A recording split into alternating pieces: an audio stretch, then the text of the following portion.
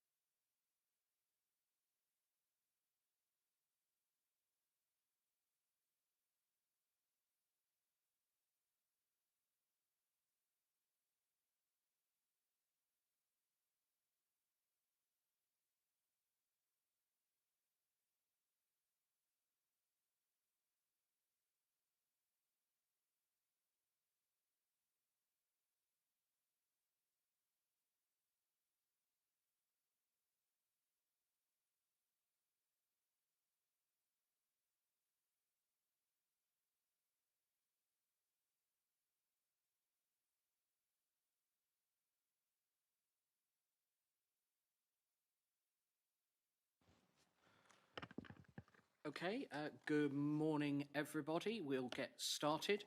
First of all, health and safety announcement. There's no fire alarm drill anticipated today, so if the alarm sounds, please leave the building through the nearest fire exit by following the signs above the doors. Make your way to the rear of the car park and wait there until you are told it is safe to return.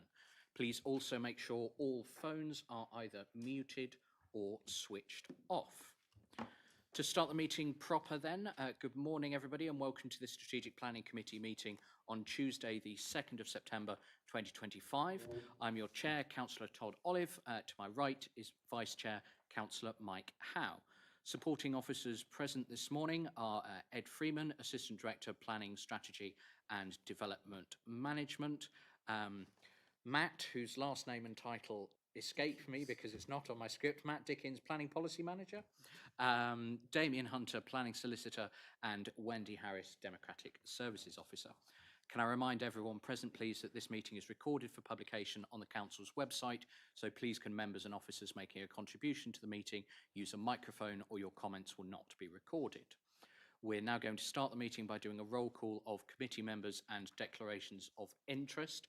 And before we go round members individually, I will declare at the outset on behalf of all members lobbying in respect of sites Exmouth 20, all of the Honiton sites and Whimple 08, which I think covers all of the ones that we've had universal lobbying on.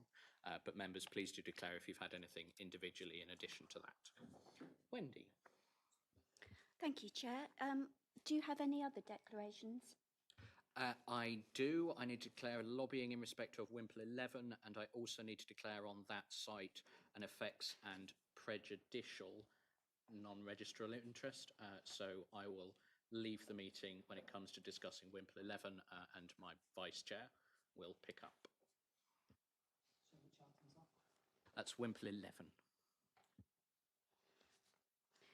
Thank you. Councillor Howe, Vice Chair? Nothing for me. Thank you. Councillor Brian Bailey? Present, Wendy. I've been lobbied on all things Exmouth, including 20.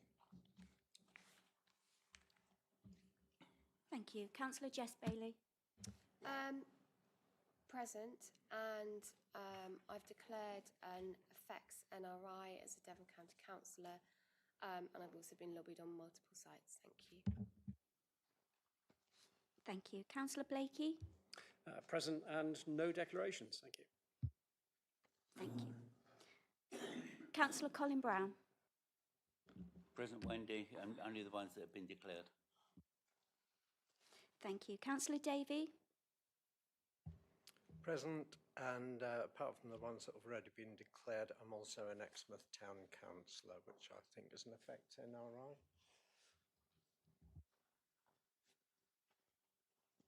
Thank you. Councillor Fernley? Hello, present, and I need to declare an effects and prejudicial NRI on the Gypsy and Traveller site, and have received lobbying on virtually everything. Sorry, Councillor, I couldn't catch that. I couldn't hear that. Sorry, I need to. Can you hear me now? No. Come in a bit closer, Paul. Can everybody else hear me? That's better. I have an effects and prejudicial NRI on the Gypsy and Traveller site, and have been lobbied on virtually all the other sites. Thank you. Councillor Hayward? Like most members, I've been lobbied by email and by post on items relating to agenda item 8. Also, like my effects NRI as an employee of Axminster Town Council relating to agenda item 8, which has implications for Axminster, and also on agenda item 8, an effects NRI as the Devon County Councillor for Axminster. Thank you. Sorry, I cannot hear anything. How do we turn the volume up? We can't hear anything here. Is that any better? Have you turned the volume up, Wendy? Turned it up for. Is that any better at all? We might have to. We can hear yourself, but the rest of the council, no. Okay. I must admit, it's very quiet today. I couldn't hear half of you speaking. I think, can you hear me now through this microphone? Yes. Yeah, I think Yeah. if members can perhaps speak up as well when they're speaking.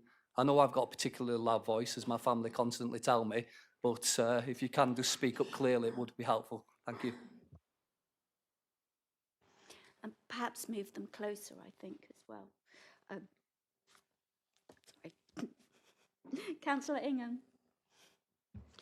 Present and no additional declarations. No Councillor Ledger. Councillor Levine? Present, and I can't remember what I haven't been lobbied about. Thank you. And finally, Councillor Parr? Yes, I'm here, and nothing other than what was declared by the chairman. Thank you. Non-committee members, do we have any declarations? No. Lovely. Back to you, Chair. Okay, thank you, Wendy. That brings us then to agenda item 1, minutes of the previous meeting held on the 8th of July 2025. Are there any comments or questions on those minutes? No? Okay, thank you, members. In which case then I'll move as chair that those minutes are a true and accurate record. Members, please raise your hand if you're in support. That's carried. Thank you, members. Agenda item 2, apologies. Wendy, I have councillors Haggerty, Young and non-committee member councillor Ian Barlow. Are there any others? Yes, non-committee member, councillor Aurora Bailey. Okay, thank you. Agenda item 3, declarations of interest, we have already done now, which brings us then to agenda item 4, and we start today with just generic public speaking, as we'll take public speaking on the specific sites at the time that we come to those settlements in a short while. So I have only the one public speaker who wants to speak generally, and that's Councillor Roy Collins, please.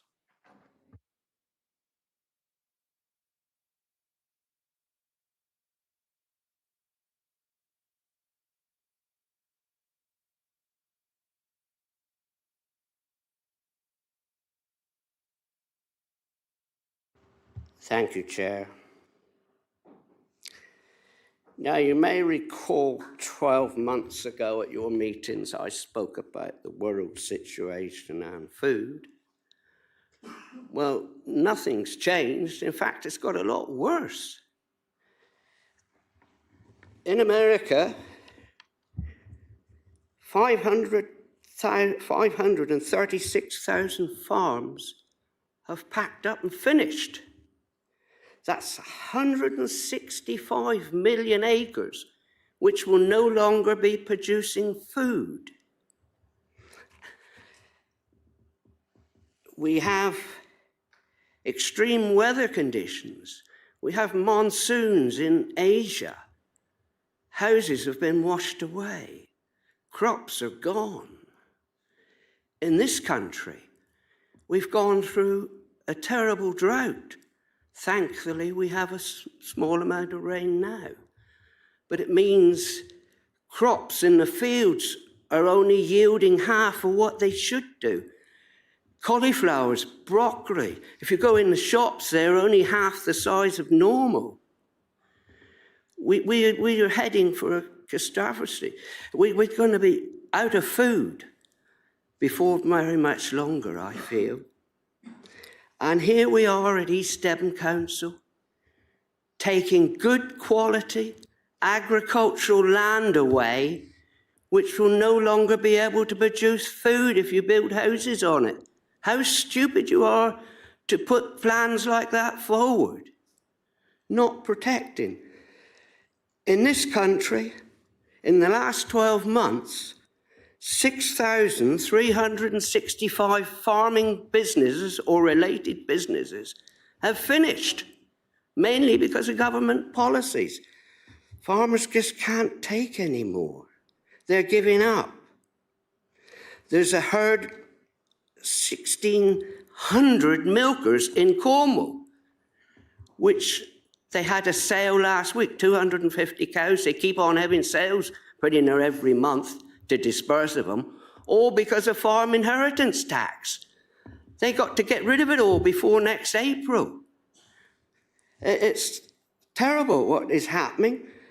Farmers have been treated badly all over the world.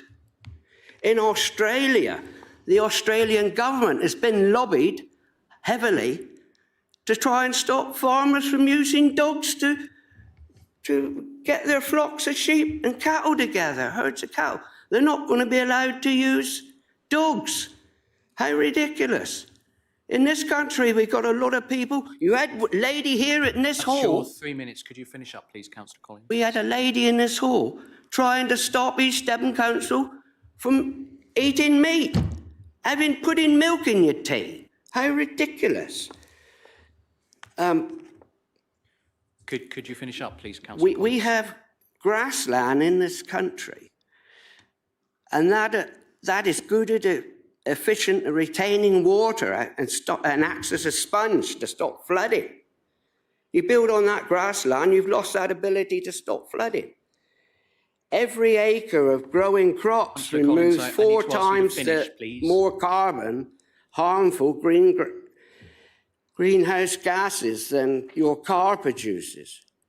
And there's 1 million, Councillor there's Collins, nearly I'm 1 sorry, million that's empty your time. houses in Wendy, this could you country. please- Thank you. Thank you, Councillor Collins. That's your time. Thank you. I have no other general public speakers, so we'll move on to agenda item 5, matters of urgency. There are none. Agenda item 6, confidential or exempt items. Again, there are none, which brings us then to agenda item 7 on the Newton-Poppleford settlement boundary. And we'll go over first of all to Mr. Freeman to present his report. Thank you, Chair. Good morning, members. So this first item relates to Newton-Poppleford settlement boundary. Members will recall that this matter was discussed previously at meetings, and the history of that is set out in the report, so I won't go through that in full detail. But this report has come about from a motion that went to Council on the 16th of July, where it was resolved that the committee be asked to revisit this issue. And basically, there are 2 options as we see it in front of the committee. One is to revise the boundary to that previously recommended by officers, which is in Appendix 1 within the agenda, or to retain the boundary as previously agreed by the committee, which is the plan in your agenda at Appendix 2. Now, members will recall the key issue here and with development coming forward in Newton-Poppleford has been the sort of pinch point by the mini roundabout and the old toll house at the western end of the village, and how that restricts access for residents in terms of walking and cycling into the services and facilities available on the high street at the heart of the village, particularly those residents living in that western part of the settlement. Officers, as a result of that issue, recommended a settlement boundary which excluded most of the development of that western part of the village, other than the allocated sites at Newto 5 and Newto 4, which members will recall a requirement of those allocations is that they deliver a enhanced footpath route that bypasses that pinch point on the A3052 by the old toll house. And so by the time those sites come forward, there will be access through, and therefore those sites can acceptably be included within a settlement boundary. When it was previously discussed by the committee, members decided to include some of the development in that western part of the village, not the area shown sort of as borough on the map at Appendix 1, but the area adjacent to the Exmouth Road heading south out of away from that mini roundabout was included within the settlement boundary at that time and has caused some concern, I believe, from the residents and from the ward member, Councillor Burrup, which has led to this issue being revisited today.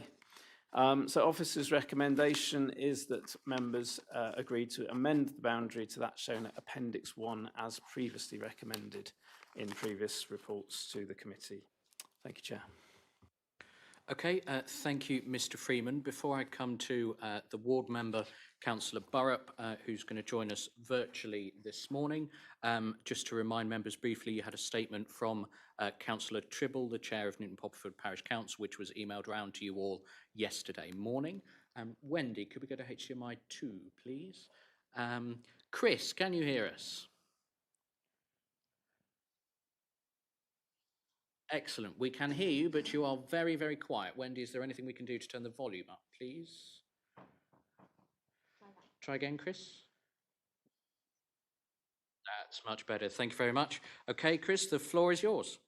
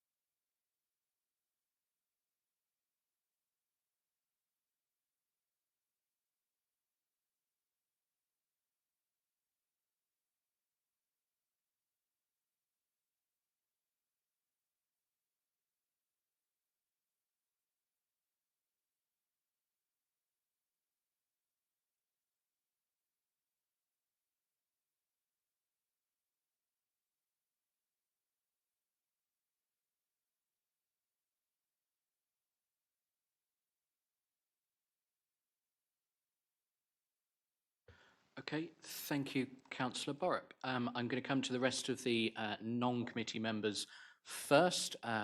Councillors Faithful, Collins, Hookway, anything to say on this paper? No, okay, coming inside committee then. Any questions, comments from members, please? Councillor Jess Bailey. Thank you. I should extend my NRI to this agenda item as well as a Devon County Councillor for Newton Poppleford. But I totally support Councillor Borup and the western extent of Newton Poppleford should definitely be excluded. And so I think that I support, well, I don't think, I do support the recommendation that it goes back to the one that's previously put forward by officers. Thank you. Thank you, Councillor Bailey. Is that a proposal? Yes. Okay, thank you. Councillor Levine, are you seconding? Do you wish to say anything?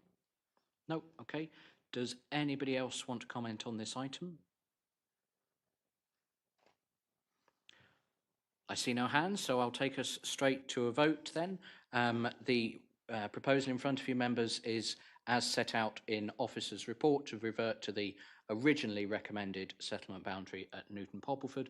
All those in favour, please.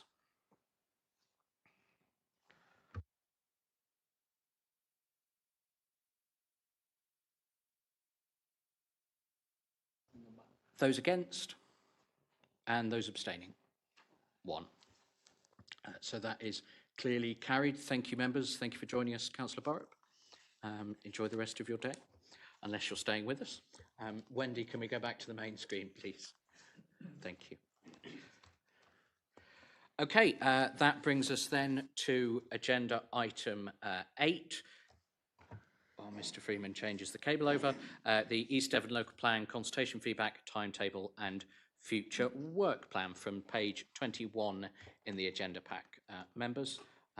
And with that, he says, delaying,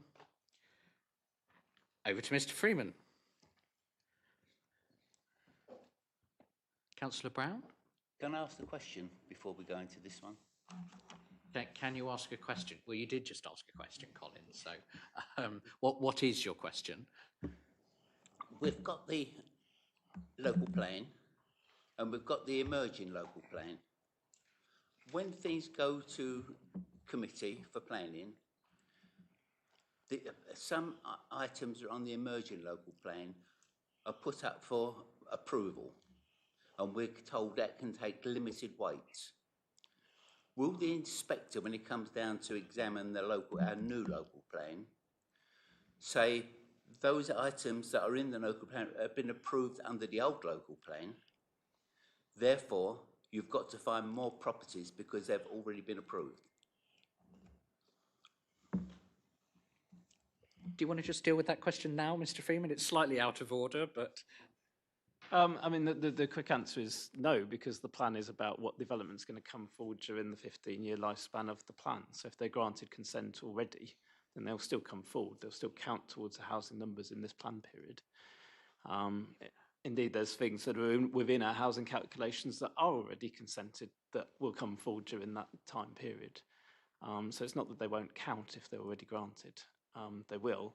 What we're doing in terms of our recommendations is having regard to our 5-year housing land supply position and the fact that we need to boost our housing land supply position and give more weight to delivery of housing sites to address that position by potentially where acceptable proposals are coming through as planning applications that are sites to be allocated in the new plan, are potentially bringing them forward so effectively those sites come forward sooner to bolster the current position.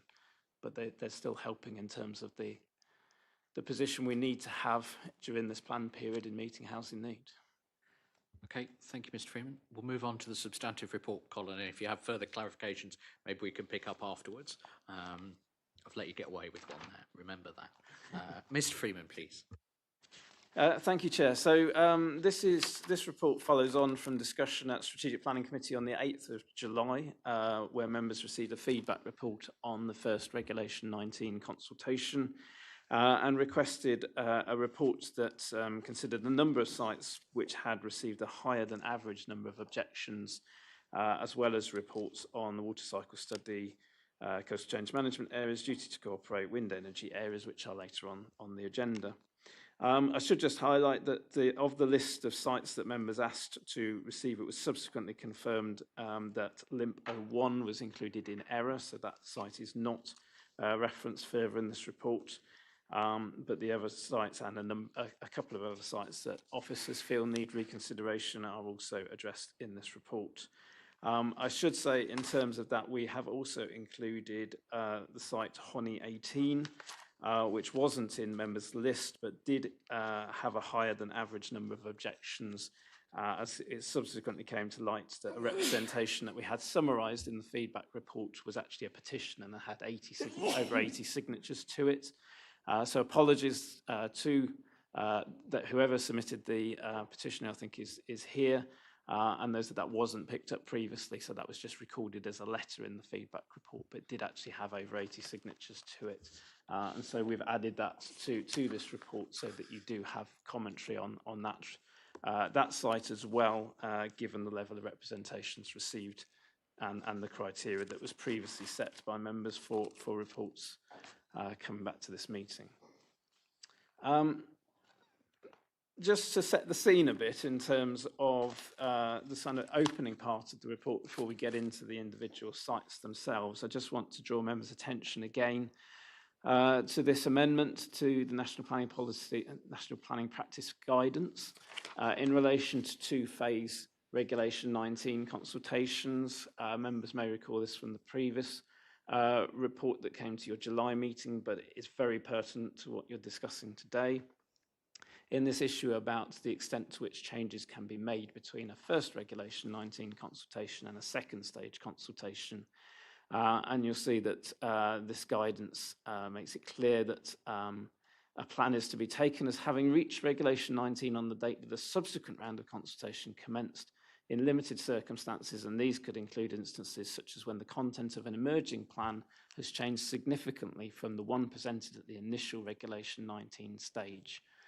And this comes back to the transitional arrangements that members will recall were put in place when we moved from the previous version of the National Planning Policy Framework to the new version, and we're trying to move this plan forward under the transitional arrangements, which allow us to present a plan that only meets 80% of the currently identified housing need in the district. And so it's quite significant that we remain within those transitional arrangements. The implications of not doing so are set out within the report, particularly paragraph 2.7, which points out that over the period of the plan, we potentially need to find over an additional 5,000 new homes if we don't remain within those transitional arrangements, which would be very challenging, I would suggest, particularly given the challenges members will know we've all had over the last however many meetings in terms of finding suitable sites to allocate to meet the existing identified need at just over 950 homes per year.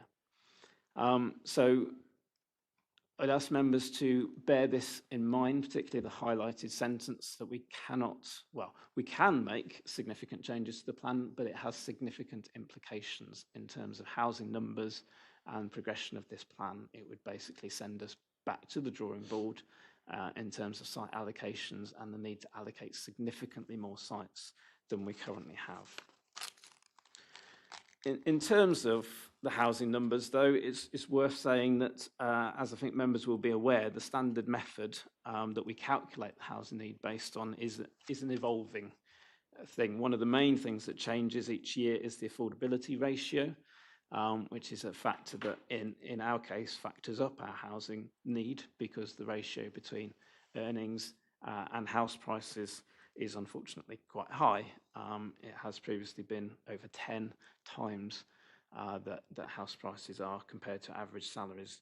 But in the last year, that's actually come down, which has actually reduced our housing requirement figure. So if we apply that, it equates to a fall of just over 25 dwellings per year, which when multiplied out over 22 years of the potential plan period equates to a fall of 563 homes. So that's the good news. I wouldn't want members to think that that gives us lots of breathing room, though, because there are other issues to be aware of. Members will be aware that we built in some headroom in terms of the housing allocations we made, but we didn't quite reach the headroom that we were trying to achieve. So this potentially gives us some additional headroom. The other factor is in terms of the plan period, which I've already mentioned. We are required to have a minimum of a 15-year plan period at the point of adoption. And obviously, the longer plan production takes and the longer examination takes, the greater the risk becomes that we don't have 15 years at the point of adoption. So I think it's important that we perhaps bank that 563 on the basis of, if we get to the point of examination or adoption and we don't have 15 years between that and the stated aspirations for future growth at the second new community, we can construct quite a strong argument that we actually have an additional year's housing supply within the plan, so that even if we don't have a 15-year plan period, we have planned for sufficient homes to meet a 16-year. So therefore, that would help us, I think, to defend against arguments over the time period of the plan. So I'd ask members to obviously bear in mind that good news in terms of the housing figures, but I don't think it massively affects the conversation we need to have today in terms of sites. So just turning to the issues in terms of particular sites. So members will obviously have seen the feedback report that I presented to the previous meeting. We've taken through this report some of that feedback, particularly the issues of greatest concern, I think, in terms of the feedback we've received and those from statutory consultees, and tried to address the particular sites that members listed and the additional sites I previously mentioned. There are some recurring themes around landscape considerations that we've put in some summary text at paragraphs 4.3 to 4.5 in the report, in terms of our requirements under the Levelling Up and Regeneration Act, in particular with regard to protected landscapes and furthering the purposes of the national landscapes and our requirements there, and also considerations in terms of heritage considerations. There's a number of sites where you'll see there are objections from Historic England, Devon County Council, about issues around the setting and impact on listed buildings, scheduled ancient monuments, and archaeological remains, which is a theme that runs through a number of these sites. There are also issues around mineral resource protection that Devon County Council have raised, particularly in relation to site Exmouth 20, which we'll come on to in a moment.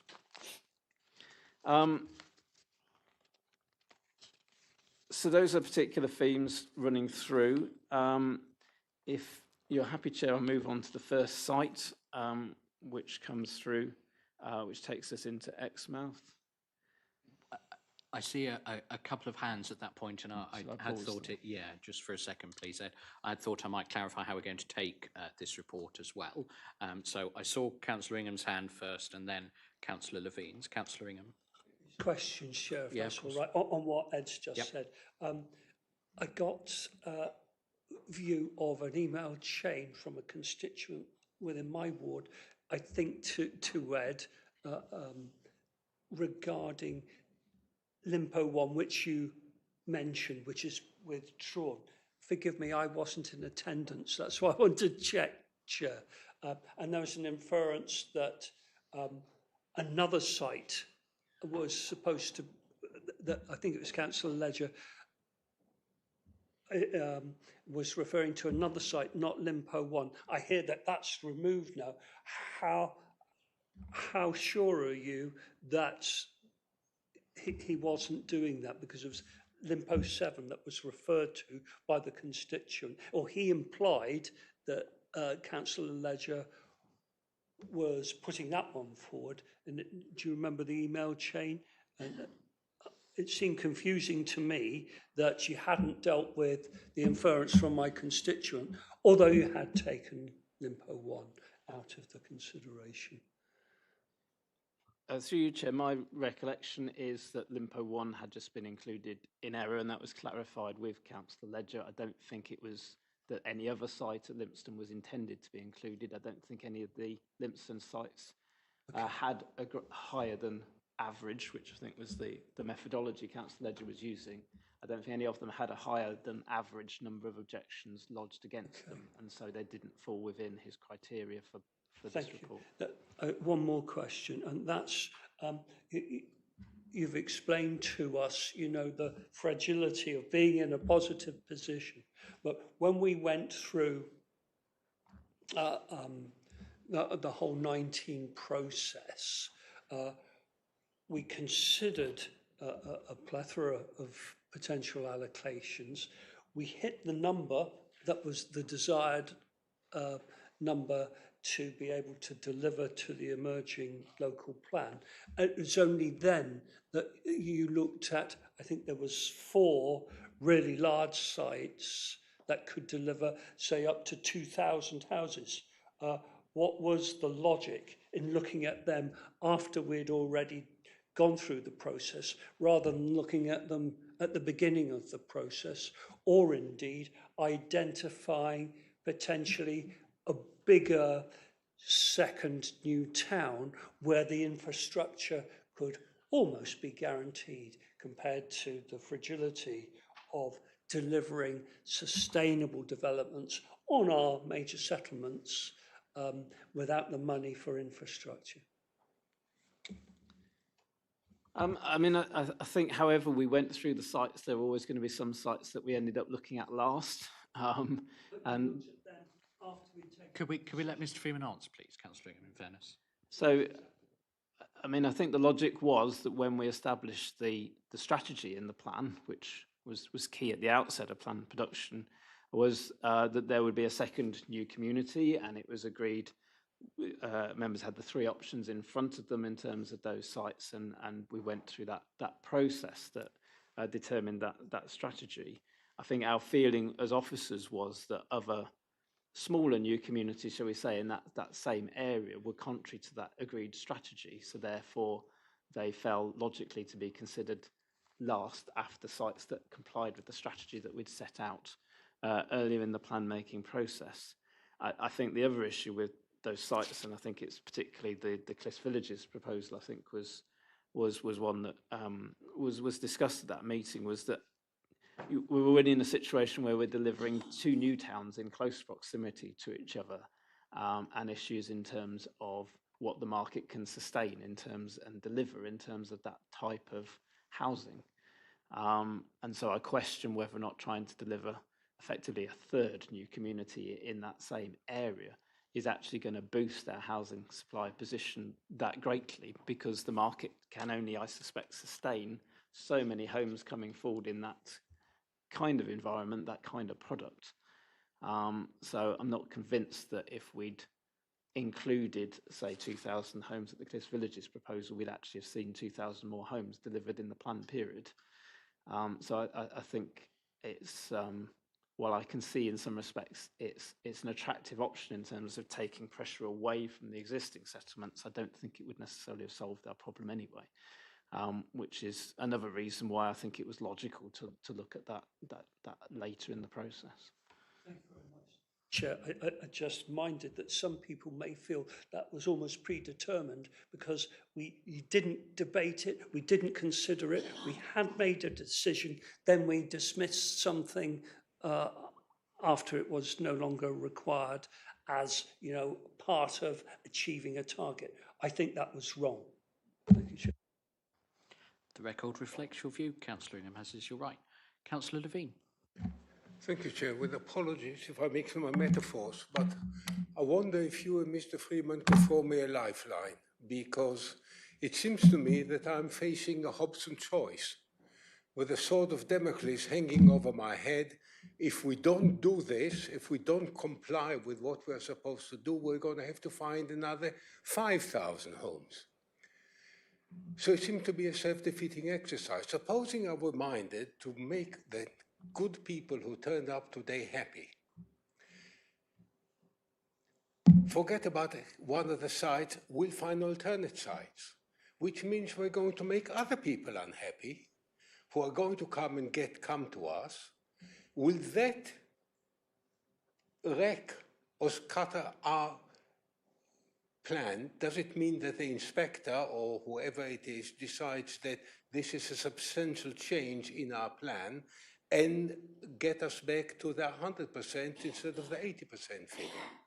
So I'm struggling here to decide what changes can I make or what can in order to avoid having to go to rewrite a substantial change in our local plan.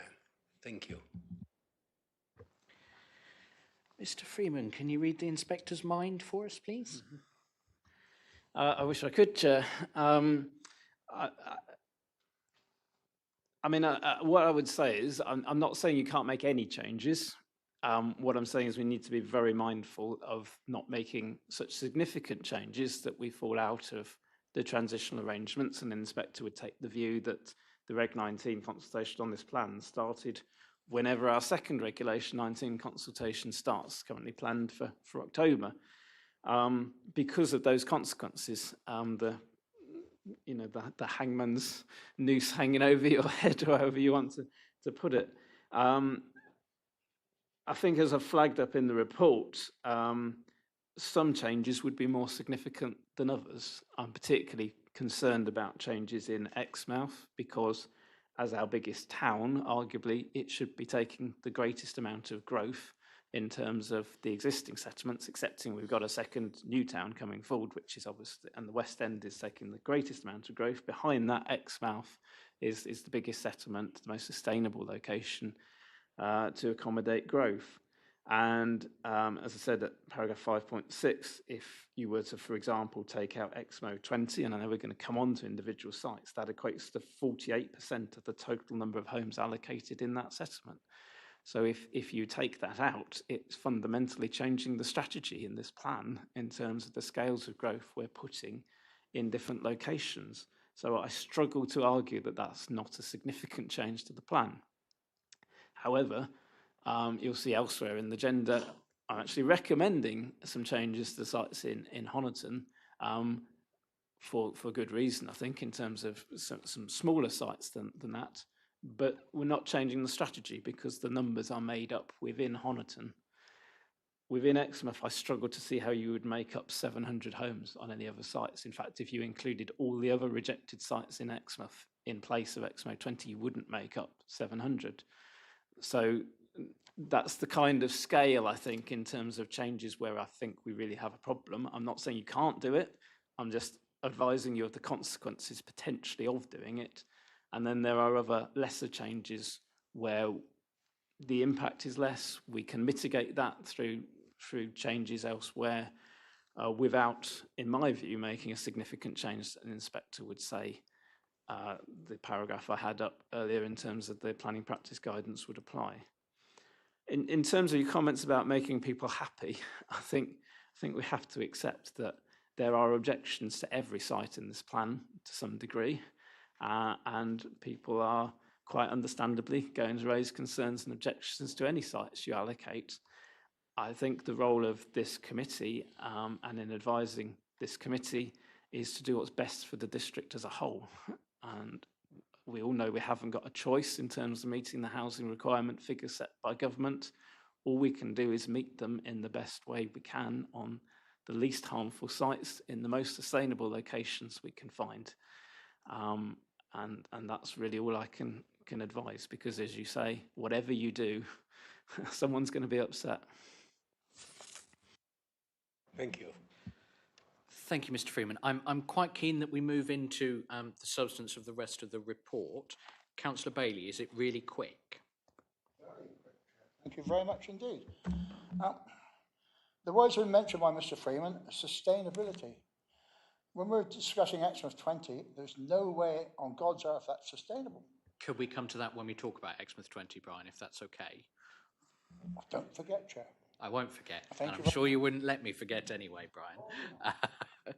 Okay, so just before Mr. Freeman comes on to the presentation of the sites at Exmouth then, we're going to take each settlement that's got a section in this report together. We will question, discuss, debate, come to a resolution on the sites in that section, and then move on to the next settlement. We're just doing that for good order, so that we're not here in a nebulous and endless discussion about everything at the same time, which would be significantly harder to manage and make any conclusions from. So that's how we're going to do it today. And with that said, then, we'll come to the presentation on the Exmouth sites, please. Mr. Freeman. Yes, all the Exmouth sites together, please.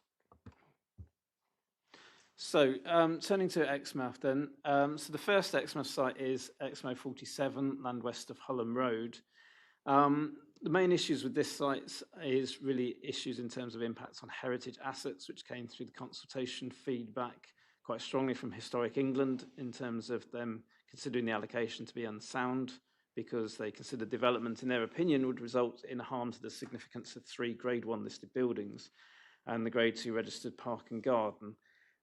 Members who are familiar with this area will know that there's the Grade 1 Point in View Chapel, the Grade 1 Manse that goes with that, and the Grade 1 Alaronde, National Trust property not far along Summer Lane to the west of this site, sort of northwest of this site. So we have looked at this issue in further detail in terms of the impacts. Our own conservation officers say that whilst visual impact may be acceptable, they're concerned about noise, loss of tranquility and lighting, and the harm that may cause to the built heritage in that location. So yeah, they're saying it could lead to unacceptable levels of harm unless a landscaping scheme can reduce the harm to an acceptable level. So there is a matter of detail here in terms of mitigation, but there is going to be an impact on the setting, particularly of the registered park and garden, given the separation distance to the listed buildings themselves. So our conclusion is that potential adverse heritage impacts that need to be considered in the overall planning balance. Other factors, obviously the suitability of this site, given its location and its strategic role within Exmouth. We think there's some drafting changes we could make to the policy to highlight the heritage concerns and considerations, but we think subject to those that the allocation can be adequately defended and is acceptable. So the recommendation is to retain this allocation, but with some policy refinement to follow a more fully emphasised heritage protection matters. If I move on to Exmo 20 then, so quite a number of issues. Members will recall we had over 1,100 objections to this site. And I think our further assessment is of a scale that reflects that level of opposition. So the main issues raised during the consultation were harm to the Pebblebed Heaths, loss of biodiversity, ancient woodland and wildlife corridors, adverse impact on the setting of St John in the Wilderness Church and other heritage assets, loss of tranquility, dark skies and rural character, flood risk due to the clayey soils and upstream location relative to Withycombe Brook, poor access from the B3179 and concerns about traffic and safety and sustainability, the unsustainable location due to distance from services and facilities, concerns about the process in which the site had gone through, suggestions it had not been properly consulted on at Regulation 18 stage. The only support, I think, came from the planning consultant and developer of the site. So just taking some of those main points in more detail, the report looks at the landscape considerations. The site is a large site. It encompasses an area of over 84 hectares. And preliminary proposals that have come forward to us suggest that less than half of that site area would actually be developed in acknowledgement of its constraints fundamentally. So we've obviously previously discussed the 400-metre development buffer that's required to be provided from the boundaries of the site to the Pebblebed Heaths.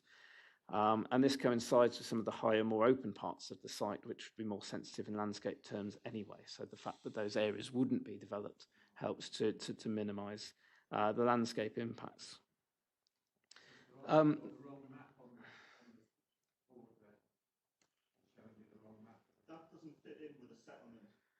Can I finish, please? Can Mr. Freeman finish his presentation, please? Thank you.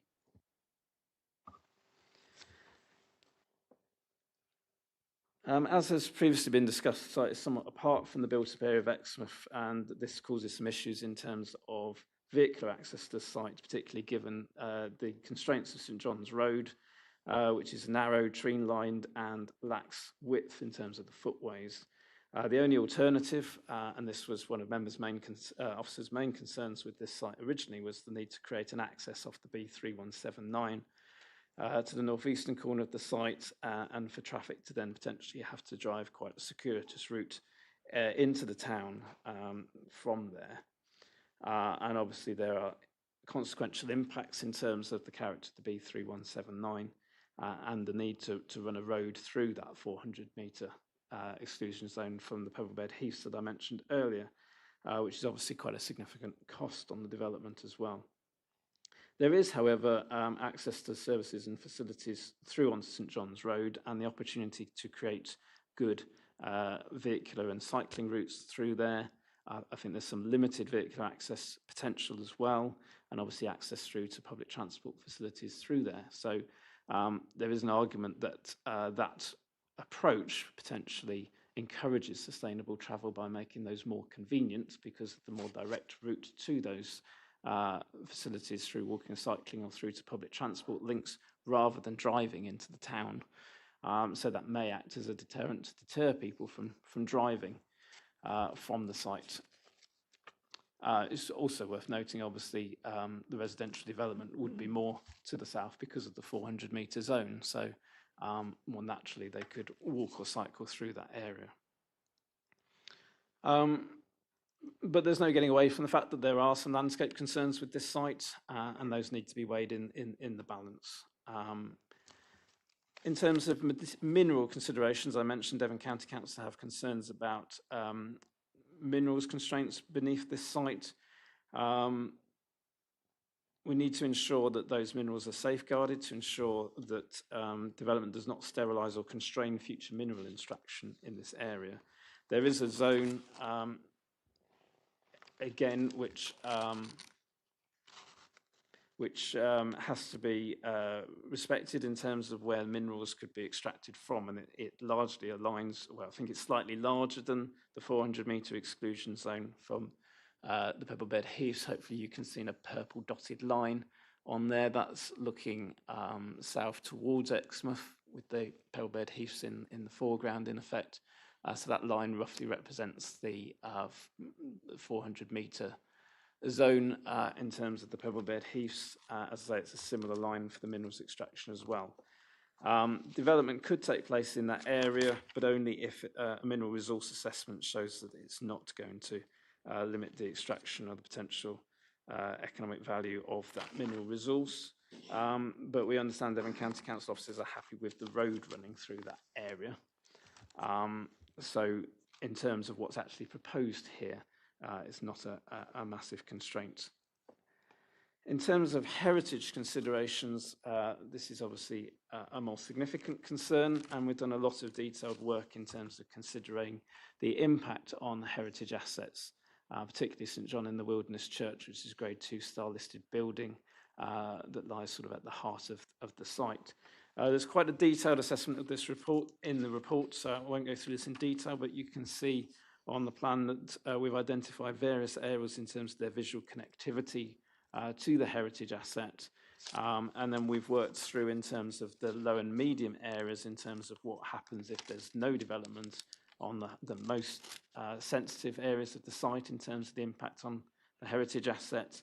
Only low density development on the medium areas, and then the majority of development is focused on the less sensitive parts of the site. And that analysis demonstrates that the site can accommodate the level of growth allocated as things stand within the plan, and obviously respect those more sensitive parts of the site.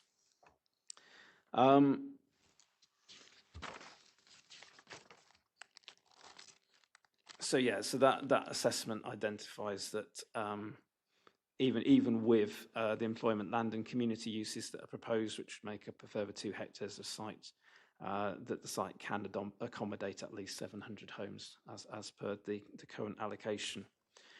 We have proposed in the report some redrafting of the allocation policy that picks up on some of these issues, particularly around the need for detailed heritage assessment work, this mineral safeguarding area, and any development coming forward within that area needing to be subject to robust mineral resource assessment, and the provision of an access road and associated parallel running footway and path cycleways that link built development at the site and built development to the B3179. So just giving some clarity about those access routes and arrangements. But subject to those changes, we believe that Exmo 20 should be retained as an allocation for 700 dwellings in the plan. So moving on to Exmo 17, land to the south of Littleham, Exmouth. So this was another site that raised quite a high level of concern, particularly in relation to it being within the designated national landscape, potential harm to the setting of St Margaret and St Andrew's Church and surrounding historic landscape, both of those points being raised by Historic England, and concerns about traffic access and pressures on local infrastructure and services were particularly the areas of concern raised here. Again, it's quite a large site, just over 27 hectares, of which over 13 hectares would remain undeveloped, including the provision of 8.6 hectares of SANG, 1 hectares of SUDS, sustainable drainage areas, 2.8 hectares of other natural and semi-natural green space. There's also a large open space creating a minimum of 250-metre buffer to be provided between the site and Littleham Church to reduce adverse impacts on its setting. So this is worked through discussion with the site promoters we've had in terms of potential master planning and laying out of this site to address some of the concerns that have been raised. So the point being that this isn't going to be a densely developed site across its whole area. The more sensitive areas of the site would be left as open space, and the less sensitive areas would be accommodating the greatest levels of development. Employment land is shown within the intended master plan on higher ground at the northern end of the site, but would be read against the backdrop of Liverton Business Park opposite. So there's opportunities here to undertake a range of landscape and biodiversity enhancements, which can help to accommodate the development within the wider landscape. There's also other benefits to be weighed in the balance in terms of its relationship with the National Cycle Route 2, which passes through the middle of the site and provides good travel links into Littleham and Exmouth town centre from there, as well as into Budleigh Salterton to the east. So we think when balancing these issues, while obviously it's unfortunate the site is within the national landscape, it's not one of the more, it's being on the edge of the national landscape helps in terms of you can see the built form that abuts the site to the west and to the north. We think the site in terms of how it can potentially come forward can be accommodated within the landscape and minimise that impact. So there's no getting away from the fact it is in a national landscape and that needs to be weighed in the balance, but we do feel overall that the public benefits of the development, if the landscaping and ecology enhancements are provided, would outweigh the harm, such that our recommendation is to retain Exmo 17 as an allocation for 410 dwellings in the plan. So turning to Exmo 8 and Exmo 16, these are two sites we've combined at Littleham Fields in Exmouth. Again, the main issues raised here relate to the harm to the setting of the Grade 2 listed green farmhouse and the Mare Valley landscape. The sensitivity of the site in terms of wildlife and biodiversity, concerns about local infrastructure, impact on roads, schools, sewage and water infrastructure, potential flooding issues, and access and the suitability of that in terms of congestion and traffic in the area. So I'd say Historic England raised some concerns about the impact on heritage assets, particularly the Grade 2 listed green farm, which is immediately to the southwest of the sites. This farm and its immediate garden area is an attractive and important heritage asset. It does not, however, sit within a clear and obvious countryside and an undeveloped setting. Rather, its location is quite urban fringe.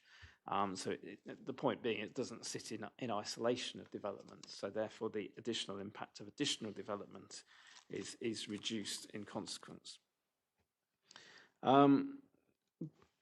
But admittedly, additional development in that area obviously does have an impact. We'd also highlight that Grade 1 listed St Margaret and St Andrew's Church lies relatively close, though it's around 140 metres away to the northeast of the site. Obviously, the impact in terms of visual connection varies at times of year, varying and depending on whether there's leaves on the trees in the summer and when there's not in the winter. But the heritage considerations and concerns related to the site and the comparative negatives to development need to be seen in the context of the need to accommodate development and wider positives around the site. Despite the objections that we've received, there are benefits in terms of, as I say, the site being within the largest settlement in a relatively sustainable location, and difficulties of accommodating development elsewhere where it would be more sensitive potentially in terms of other aspects. So our overall recommendation here is to retain Exmouth 8 and Exmouth 16 as allocations in the plan, totaling 45 dwellings. Finally, in terms of Exmouth, is Exmouth 18. This is the site next to Liverton Business Park and is an employment allocation as things stand in the plan. The site is not located in the national landscape, but the southern part of the site is adjacent to it and obviously on the other side of Salterton Road. It's considered that the allocation is sound, subject to additions to the plan policy to mitigate landscape impacts as set out in the report that's before you. The effect of this is when we've given further consideration to its impact on the setting of the national landscape, we don't feel so much of the site is developable as we'd originally shown within the plan. So we had this down as 2.7 hectares. We think in effect is around 1.8 hectares that's developable in terms of mitigating those impacts in terms of the landscape. So there's some amended text that's shown at paragraph 7.63. In terms of this allocation, we don't consider that loss of employment space to be significant. The plan currently allocates more than the economic development needs assessment indicates that we need to. This was about providing choice to the market and addressing some latent demand that we believe exists in terms of employment spaces. But in the scheme of things, the loss of 0.9 of a hectare of employment land we don't consider to be material. So the recommendation is that Exmouth 18 is retained within the plan as an employment allocation, but subject to that amended wording and its reduced site area. Chair, I think that's it for Exmouth sites, so I'll leave the committee to ask any questions or debate those. Thank you, Mr. Freeman. We're going to come to public speaking before we come to questions, etc. in committee, as we do have a number of members of the public registered to speak. So first, I'm going to come to outright members of the public, and then we'll come to Councillor Hookway after that. So first on my list here, Mr. Nigel Humphrey, your 3 minutes.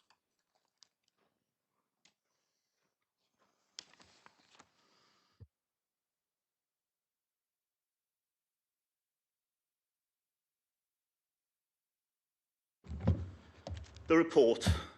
We've emailed this committee a list of over 20 issues with this report, and I can assure you there are many more.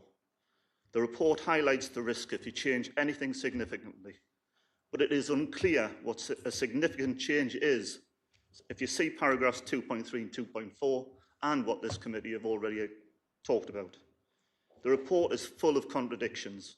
For example, paragraph 7.4(2) on page 24 says that the southern wood access for site Exmouth 20 will be restricted. An increase from 150 homes to 300 is not recommended, but on the map, page 18, and the tables on pages 21 and 22, it wants to put over 450 homes in here.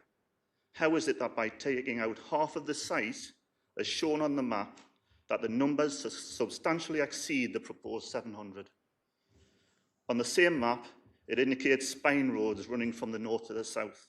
You need to be aware that there will be no road connecting the north to the south. Because if there is, how are you going to restrict the modest access through Southern Wood? Exmouth 20 itself, nearly exactly a year ago, officers did not recommend allocating this site or the northern part of it. 550 homes. No issue was mentioned at the time about the appropriate numbers without it. This committee decided to ignore the officer's recommendation and approve this site and create Exmouth 20 without fully understanding the issues. Since then, this committee has realised they made a mistake ultimately resulting in this report. Now, a year on, the officers are recommending keeping the site. So what's changed in this year? The only things that have changed site-wise are that more issues have been identified, not only by us, but by the statutory bodies and other key organisations. 14 pages of this report are spent trying to accommodate comments, mainly, if not exclusively, from the statutory bodies, and yet failing to recognise others that we have raised. A huge change to the policies for this site is proposed. You've got to look at page 25 and all the red text. Is this not a significant change? The only reasons for this site being kept in the plan are so that it helps to meet the government numbers and so that you avoid making a change to the plan that officers see as a possible risk, but you don't know. It is evident that the site is not suitable, sustainable, or viable. You know this, the officers know this, and so will the Planning Inspectorate. You do not be pushed into this decision. Take the time now. Thank you for your time. Thank you, Mr. Humphrey. Mr. Hamill.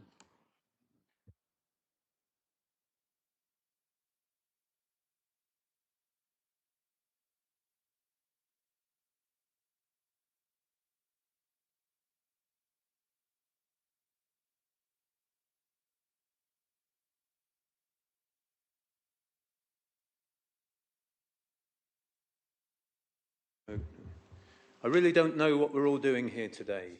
You will by now have realised that my colleagues and I are totally opposed to the allocation of EXMO 20, but we're in very good company. 98 people signed the communications you received from us. 1,110 submissions about Exmo 20 were made to the consultation. But it gets better than that. At the last meeting, you, Mr. Olive, said you hadn't voted for Exmo 20. A year ago, you, Mr. Freeman, didn't think Exmo 20 should be considered for allocation. Councillor Brian Bailey said in February he wished he'd never voted for it, and many others of you think the same. And at the last meeting, Dan Ledger said of Exmo 20, this is our mess, and we must sort it out. And poor old Councillor Ben Ingman is even having to defend a code of conduct complaint because of it. In addition to all these worthy people, there are many expert bodies against it. Devon Wildlife Trust calls it unsuitable. East Devon National Landscapes is against adoption. Natural England, object. Historic England, unsound. RSPB, unsound. I could go on. The Environment Agency, Devon County Council, Highways and Minerals. No one wants EXMO 20. In a normal word, you couldn't even give the bloody thing away. So why is it still in the plan? And the answer is numbers, deadlines and fear. The so-called review didn't review anything. Whoever it was that reviewed it, and we've been unable to find out who they were, did not look at the merits and demerits, the fors and against of Exmo 20. They told you if you make any significant change, what does that mean? The consultation date will change. That means 300 houses a year. That's all, 6 a week. So they tell you don't change anything. You've heard Mr. Freeman, don't change anything. They tried to prevent the rejection of EXMO 20 by creating the artifice of requiring its replacement to be an Exmouth. So don't change anything. Yes, they acknowledge there are environmental, historical and mineral disasters in EXMO 20, but don't change anything. And above all, they all seem to forget that a year ago there was a draft plan, probably prepared by the same people that secured the house numbers, the timings, without EXMO 20. But you guessed it, you're still saying don't change anything. So no one wants it. It isn't necessary for the plan. It's 700 houses out of a plan in excess of 20,000 over 17 years. What do? Mr. Freeman regularly advises us, his team are there only to advise. So it's to you, councillors, you on these tables, to make a decision. Will you follow the numbers, the deadlines and the fear advice of the don't change anything department, or will you follow your own common sense? Exmo 20 failed healer, failed site sifting, was rejected at Regulation 18. I say to you, reject the XMO 20. You still owe me 6 seconds, Mr. Thank you. I tell you, please reject the XMO 20. Tell Mr. Freeman to make the plan work without desecrating the environment, the wildlife, and the heritage that EXMO 20 contained. He's done it before. Tell him to do it again. I now owe you 24 seconds. Thank you. Thank you, Mr. Hamill. Whether or not I agree with you, good speech. Councillor Hookway. Thank you, Chair. I'm speaking to the committee today in my capacity as a member of Devon County Council for Exmouth and Budley Coastal Division. I want to raise with the committee my concerns regarding highways issues for the sites in consideration, particularly starting with Exmo 17. There is a need to significantly improve highway provision, the local road network, and to amend the national cycle routes here to remove local difficulties with the Bidmead Sheltered Housing Facility, which lies astride of a cycle route. The prospect of increasing numbers of cyclists following the development of Exmo 17 going through Bidmead is of great concern to me and those residents who require and demand sheltered housing. As mentioned in paragraphs 7.46 and 7.52, there is the potential for amended and additional cycle routes that will connect with the South West Coastal Path. I support these amendments to the cycle route, which I think will benefit residents and tourists alike. However, there is still no mention of improved access to the Devon Cliffs Holiday Park. Where is the proposal for Castle Lane we heard about once, or the new road mentioned in the Exmouth Neighbourhood Plan? One aspect of the developer's master plan is the new roundabout at the junction of Salterton Road and the Liverton Business Park. The committee should give this roundabout greater prominence, in my view. Moving on to Exmouth 20, Land of St John's, the committee needs to be aware that I have very real concerns about highways access to this site. Due to the proximity of the Pebblebed Heaths and the impact upon wildlife, as well as its visual impact upon highland, the B3179 I cannot consider as acceptable for access to Exmouth 20. Are you seriously considering widening this road to connect the Salterton Road with the Hullam Road? What about the rest of the B1379? Shouldn't traffic be encouraged down the Salterton Road to pick up the Deanon Way, which has now been extended? There will be a minimum of 700 extra vehicle movements along the B3179 in that area, and it's just not on. I'm not having it. The comments given in the revised wording of paragraph 7.43, such as, and I quote, mitigation measures may be required to address unacceptable adverse highways impacts, are a massive understatement. The report is trying to defend what is basically indefensible. Frankly, it is the environment here that is more important than the housing. Turning Exmo 20 to another example of suburbia would destroy the area's entire attractiveness for tourism, as the impact upon the environment will be severe. So, finally, will the committee kindly consider a more strategic approach here with joined up thinking? So consider Exmouth 18. Paragraph 7.62 states that access for this site will be from the Liverton Business Park. That's the roundabout I mentioned earlier on for Exmouth 17. Why is it not possible to use this site as an access to Exmouth 20? So please, can we consider a more wider view, perhaps even placemaking, when we are thinking about site allocations, because they cannot be considered in isolation. Thank you, Chair. Thank you, Councillor Hookway. Before I come into committee, Mr. Freeman, is there anything you want to pick up from any of those comments, or do you want to take a few questions first and then come back in the round? Take a few questions first. Colleagues, outside or inside committee, I see a question from Councillor Roy Collins, and then any others. I don't see any hands, so we'll go to Councillor Roy Collins, then Councillor Brian Bailey. Questions, Thank you, Chair.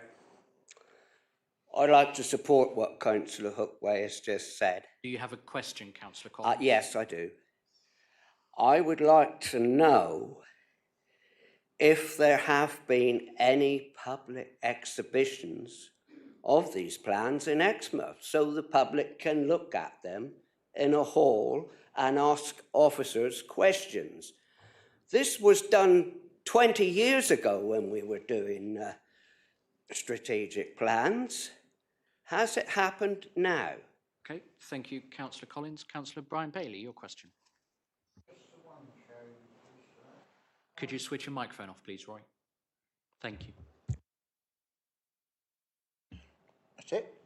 I'd like to ask Mr. Freeman, please. We have been told of 700 houses on Exmouth 20, and then when you look into various other bits and pieces regarding Exmouth 20, I've seen 1,000 houses mentioned on a couple of documents. Now, what are the numbers you're actually looking for? Are you looking for 1,000, looking for 700? Bearing in mind half the sites won't be available, so you're not going to get 700 at all.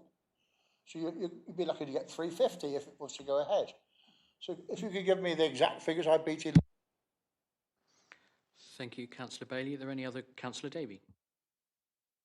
Thank you. Yeah, I've got a few questions. They're all related to Exmouth 20.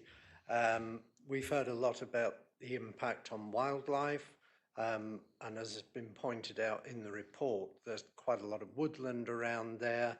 I thought the report dealt at great lengths with the heritage impacts, didn't deal so much with the wildlife and biodiversity impacts. So my question to officers is, could the parts of the site that we're looking at be developed without major harm to wildlife? Could that be mitigated in any way? We've heard quite a lot about the connection to the 3179. There's a spine road shown going across into the block marked as 12 on the diagram. Is it possible to get a connection into St John's Road via 12? There may be some constraints there, so I don't know if that's possible. And maybe Councillor Hookway, with his influence on Devon County Council, could get them to consider a 40-mile-an-hour limit on the B3179. Is there any possibility of that being delivered? It would extend the Hullam Road 40-mile-an-hour limit, and I think that could easily extend either side of that junction at the top of Hullam Road anyway, which it can be a dangerous junction anyway, as traffic comes along there at some speed, as I discovered the other day when a black BMW with no lights on emerged from the gloom of the woodland there. People who emerge regularly from that road will know what I'm talking about. But it wasn't too close for comfort, but these things can happen. So 3 questions there. Can we avoid major impacts on wildlife? Is there any possibility of connection through to St John's Road via Block 12? And what would be the possibilities of reducing the speed limit on the B3179? Okay, thank you, Councillor Davey. Mr. Freeman, is that enough questions for you, or do you want a few more before we come to you? I think before we get too many questions, probably best to come back. If I start with Councillor Davies' questions first. I mean, I think in terms of wildlife and biodiversity, there's 2 issues. Obviously, there's the wider issue in terms of the impact on the Poppleford heaths and protected landscapes, and there's the habitat regulations assessment which accompanies the plan that looks at the wider impacts there. I don't have it on my screen, but page 65 of that document specifically looks at the impacts on the Poppleford heaths, SAC and sparse site, and ultimately concludes in terms of the mitigations that are proposed within the plan that it would be acceptable as things stand.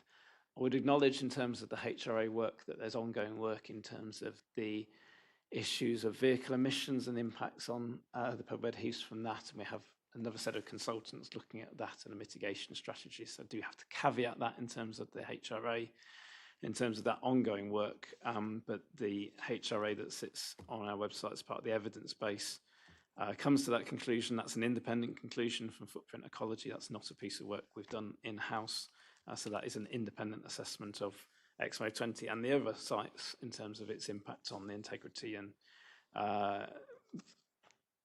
the biodiversity importance of the Pebblebed Heaths, SAC and SPA. In terms of the site itself, our own ecologist has looked at all of these main sites in terms of their impact. So I don't think there's anything unexpected there. But naturally, this is a greenfield site, so there are going to be hedgerows with habitats within them, and other habitats within trees and other assets within the site that will need to be considered through more detailed biodiversity assessment work in support of any application, and any species will need to be suitably protected and mitigation measures incorporated, but that's a more detailed design matter. But there's not anything that's a barrier to allocation at this stage in terms of the site itself. In terms of the B3179, I think obviously if we're creating an access onto that, there may well be a need to revisit speed limits along that route, look at the visibility displays for that junction. Again, those are detailed design points at the application stage, but I'm trying to think, I think at that point it is a national speed limit, so I would imagine in terms of creating an access and the visibility displays, they may well need to look at that. But that's not something we would necessarily look at this stage. That's a detailed design point at the application stage again. I understand that access onto St John's Road through parcel 12 in terms of the plan that's on page 38 in the agenda has been looked at. I believe vehicular access is not achievable at that point, but certainly we would envisage pedestrian cycle access at that point to aid the accessibility of the site and access into the surrounding area from the site. I think the other point was changes to Hulham Road. Obviously, we've got some allocations coming forward in that area, but I'm not aware of any particular changes to Hulham Road that the Highway Authority have recommended through their comments. But again, they may wish to look at speed limits as the character of that area changes through some of these allocations. But again, that's outside of this process. If I go back then to Councillor Bailey's point in terms of Exmouth 20, the proposal is an allocation of around 700 homes and at least 2 hectares of employment land with social and community facilities. I'm not sure where the 1,000 homes has come from, but that's not in our minds. So I'm going back in sort of reverse order here. Councillor Collins raised a question about public exhibition. So we did do public exhibition in Exmouth as part of the Regulation 18 consultation. We had an event in the Ocean Centre on the seafront at that time. So people have had an opportunity to come and talk to us about this and other sites in Exmouth through that process. Moving backwards then, Councillor Hookway raised some points in terms of Exmouth 17, potential for improved access to Devon Cliffs Holiday Park and a roundabout on Salterton Road at Liverton Business Park. I think the point is that we can only require the development to do what's necessary to make it acceptable in highways terms. So while those might be desirable highway improvements, if they're not necessarily for this development to be acceptable, we couldn't require the development to deliver them. And I think that's the issue here. I don't think the Highway Authority is saying those things are necessary. And so we couldn't require them through our policies.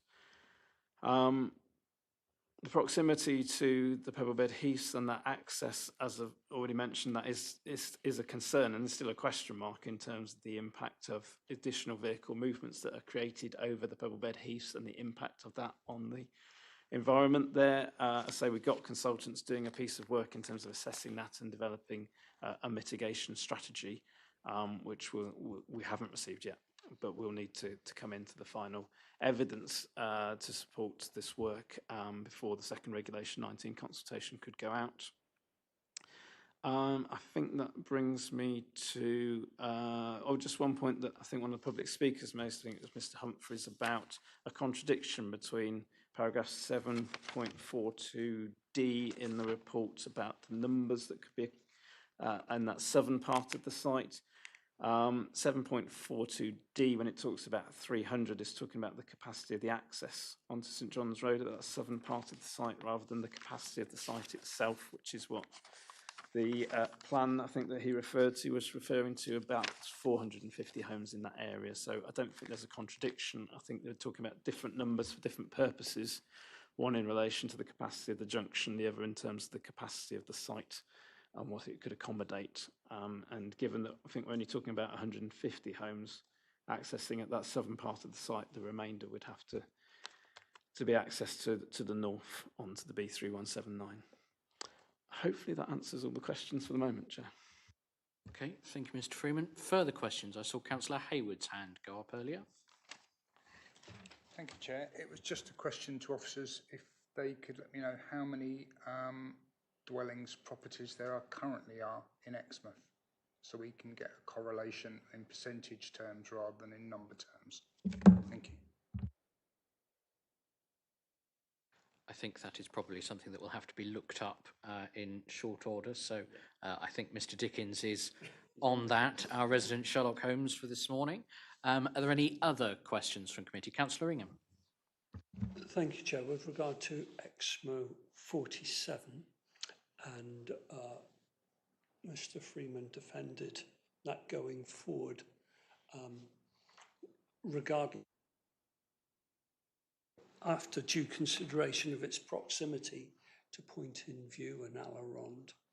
And I remember, Chair, I think it's maybe 7 or 8 years ago, when I was a member of the Planning Committee, that an item came forward and we actually protected the land around Allerond and Point in View. And I think it was to say that there could be no change of usage or something like that, no development further around that area. And that was ratified by the committee and by the council. So if that was wrong, why didn't the National Trust ask for that to be extended? Why did this council ratify that and not extend it further to include right up to Exmouth 47 or to include it? They didn't.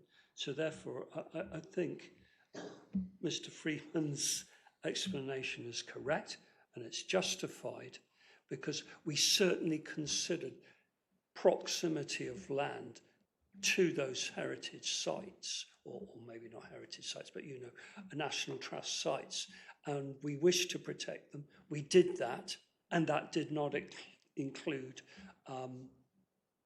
that site, Exmouth 47. So therefore, it was not considered to be in the relevant proximity to those sites. So I think it's justified in saying that Exmouth 47 is acceptable. Thank you. Okay, thank you, Councillor Ingham. I'm not 100% there was a question there, but if I'm wrong, please come back. Are there any other... If I'm right, is that correct? That we did that, didn't we? I mean, I don't recall a resolution of this council in terms of that. I'm wondering if you're referring to the designation of the historic park and garden, which wouldn't have been our decision. No, it was planning, wasn't it? Planning committee? I don't recall that, but I think the point is that it's not within the historic park and garden, it's adjacent to it, Yes. which was the point I was making. So when that area was designated, logically, as you say, it took account of the setting of the listed buildings in that area. And that's not to say that this doesn't have any impact, but it does mean that, as I've said, I think with appropriate measures in terms of landscaping and design and layout of the site, in principle, it can be accommodated. We just need to be aware of those sensitivities given its close proximity. But it is, because it's not within the historic park and garden, it doesn't rule out development being acceptable in that location. So I think we're on the same page, but I don't Thank you, Chair. I don't recall the didn't realise resolution. it wasn't our decision, it was we noted it. Thank you, Councillor Ingham. Your microphone as well, please. Thank you. Do any other members have questions for Mr. Freeman before we come to debate on the recommendations in the report? No? Okay, in which case then the floor is open for debate. Do any members outside committee first wish to contribute any further? Councillor Roy Collins. Thank you, Chair. I feel it's very important, this application, because of the wildlife and the pebble heaths and everything. It's a very sensitive site. There's a lot of European interest in it.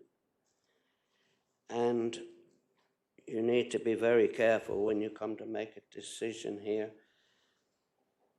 I do travel down that road sometimes when I go to Exmouth, and it's certainly not suitable for any increase in traffic.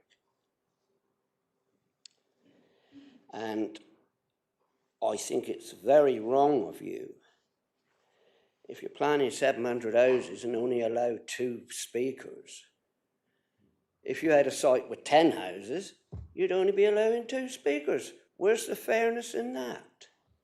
Thank you. Thank you, Councillor Collins. I'm not going to relitigate the procedural decisions that we've made in trying to actually get this meeting to eventually make a decision. Councillor Hookway. Thank you, Chair, for allowing me to come back again. Exmo 20, we understand that there are mineral rights there. What is the mineral? Who owns the mineral rights to it? Do officers think that the mineral will be should be extracted before development or after development? Thank you. That's a question, so we'll come straight to Mr. Freeman. I mean, the minerals being there doesn't mean they're going to be extracted before, after, or at any time. It's just that the county protects those areas where there are known minerals beneath sites and put these requirements in place in terms of the minerals plan, because they don't know what might happen in the future in terms of need for minerals and what might need to be extracted at some point in the future. I don't think there are any plans to extract it at any point at this stage. And as I said earlier, the only part of the development that would currently go through that area is the access road, and the county have not raised any concerns with the access road going through there. If anything, a road going through there would make it easier to extract the minerals if it ever came to it. But hopefully it wouldn't, and they'll just sit there as a resource that's there but protected, knowing that it can be accessed if it needs to be at some point in the future. Chair, I'm sorry, my questions haven't been answered. What is the mineral? Who owns the mineral rights? Please. So I understand it's sand and gravel that's beneath the site, and it would just be owned by the landowner. Okay, thank you, Mr. Freeman. Councillor Hookway. Coming inside committee then, Councillor Hayward. Thank you, Chair. As I've said many times, I really can't understand why any councillor wants to serve on this committee, because we have the most unenviable task. Each time we try and develop a plan, the goalposts change, the numbers change. We understandably listen to members of the public from different communities. No one really wants more housing. No one wants the fields and the landscape near them desecrated and built on. And yet everyone here who lives in a house effectively lives in somewhere where previously there was a field. And most of Axminster was fields. I empathise with what Councillor Collins says, that farmland is disappearing. But of course, on the other side of that equation, farmland is being sold to developers. Someone is making a profit out of that land. So there's no innocent parties here, but we have a task to do. A gentleman speaker earlier said about the fear. Yeah, I fear having to find another 5,000 extra houses because it would come back to Exmo 20. You had here potentially 700. There is a slight query I have on the column, the table of numbers within this on page 42 of the report. Just for officers' benefit, the numbers in homes total don't add up to 848, they're 881. But effectively, you have 700, 848, add 20% to that, you're over 1,000. that exponentially goes up. Now, if I take the preset figures for Exmouth, I appreciate we haven't got the exact number of dwellings, but the preset figures for Exmouth are just over 13,000. So what you're proposing is an extra 1,000 homes, an extra 1,500 homes, so 10%, 11, 12%. Contrast with Axminster, that's already seen a 50% increase in its size. All of those homes built on landscapes, environmental habitat, green areas where no one wanted it. I myself fought 2 election campaigns on having no more housing in Axminster. It's simply not sustainable. And yet, here we are, Axminster taking an extra 1,000 to 1,500 extra homes. And that's at 80%, without going back and having a plan that's challenged, that fails, and us having to find an extra 5,000. Now, all of us on this committee, we could just backtrack now and say, Exmo 20, I understand everyone a concern you have, all the concerns in Honiton, in Seaton, every community, even Whimple, Feniton, and no one wants these extra houses, but they're being foisted on us by a government and the previous government, and I'm sure the next government will do the same. So we have to work towards within the planning law, and the planning law has changed. We're now added to devolution. That's going to throw another spanner into the work. So we could actually all just say, we'll just not do anything. We'll take all these things out. We'll take a gamble that it isn't a significant change, and it is a gamble. And then when we find actually it was significant, so all the regulation 19 consultation falls apart, it's a new plan. By the way, you've lost your transitional arrangements, now find us 25,000, 26,000 dwellings. Elected councillors here will have to bear that responsibility. And I say it in the kindest way, because I was in your position 10 years ago as a member of the public, lobbying this authority, lobbying as a town councillor. I won't be responsible. It's easy to lobby and protest when you're not having to make the decision and having to come up with alternatives. And I mean that respectfully, but it is very easy when you're not sitting here having to make a decision bound by national legislation and the ever-shifting sands of planning law and planning requirements. So we have to make the best plan we can. And yes, it is a gamble, but a gamble with an extra 5,000 properties. And without a local plan, East Devon is completely at the mercy of developers who will build where they damn well like. They won't care. Please? No. Thank you. And so if you could turn it off, that would be really helpful. Thank you very much. Thank you. And so this is what we are tasked with. And I don't relish any more houses in Axminster, personally, because that's where I live. We're going to get them. We talk about it here. But finding an extra 20% on top of that in an unsustainable location, adding perhaps 40% to the size of a town rather than 13%, this is the challenge we have. And we go around in circles trying to do this. And each time we move forwards, there's a new challenge, there's new protests. We have got to make a decision, ultimately, and it falls to members of this committee. And I really, don't envy my role and my colleagues here in having to do this, but this is where we are at. So taking 700 out means we've got to find 700 somewhere else. So if anyone here wants to put their hands up and say, my town will take them, please, I look forward to hearing from you now where those 700 are going to go. Yes, there's landscape requirements. East Devon is blessed, absolutely blessed, with a huge number of grade 1, grade 2 listed buildings. I think we have a greater proportion than a lot of the country. So inevitably, wherever you build in our towns and villages, you're going to build near a grade 1 or 2 listed structure, whether it's a church, a statue, a war memorial. We have the most glorious habitat. We've tried as a council to argue that we are unique. 2/3 of East Devon is covered by area of national landscape. It's SSIs, it's pebblebed heaths, it's coastal protection areas. We are unique. The government does not care. It's told us it does not care. No one is unique. Deliver the housing numbers we've told you to. And now we have an opportunity with this plan to get away with 80% of those numbers, worked out as fairly and equitably as we can, noting that no one wants the houses near them. I get that. I don't want the houses near me. I think it's unsustainable and it will ruin the town where I live and I brought up my family.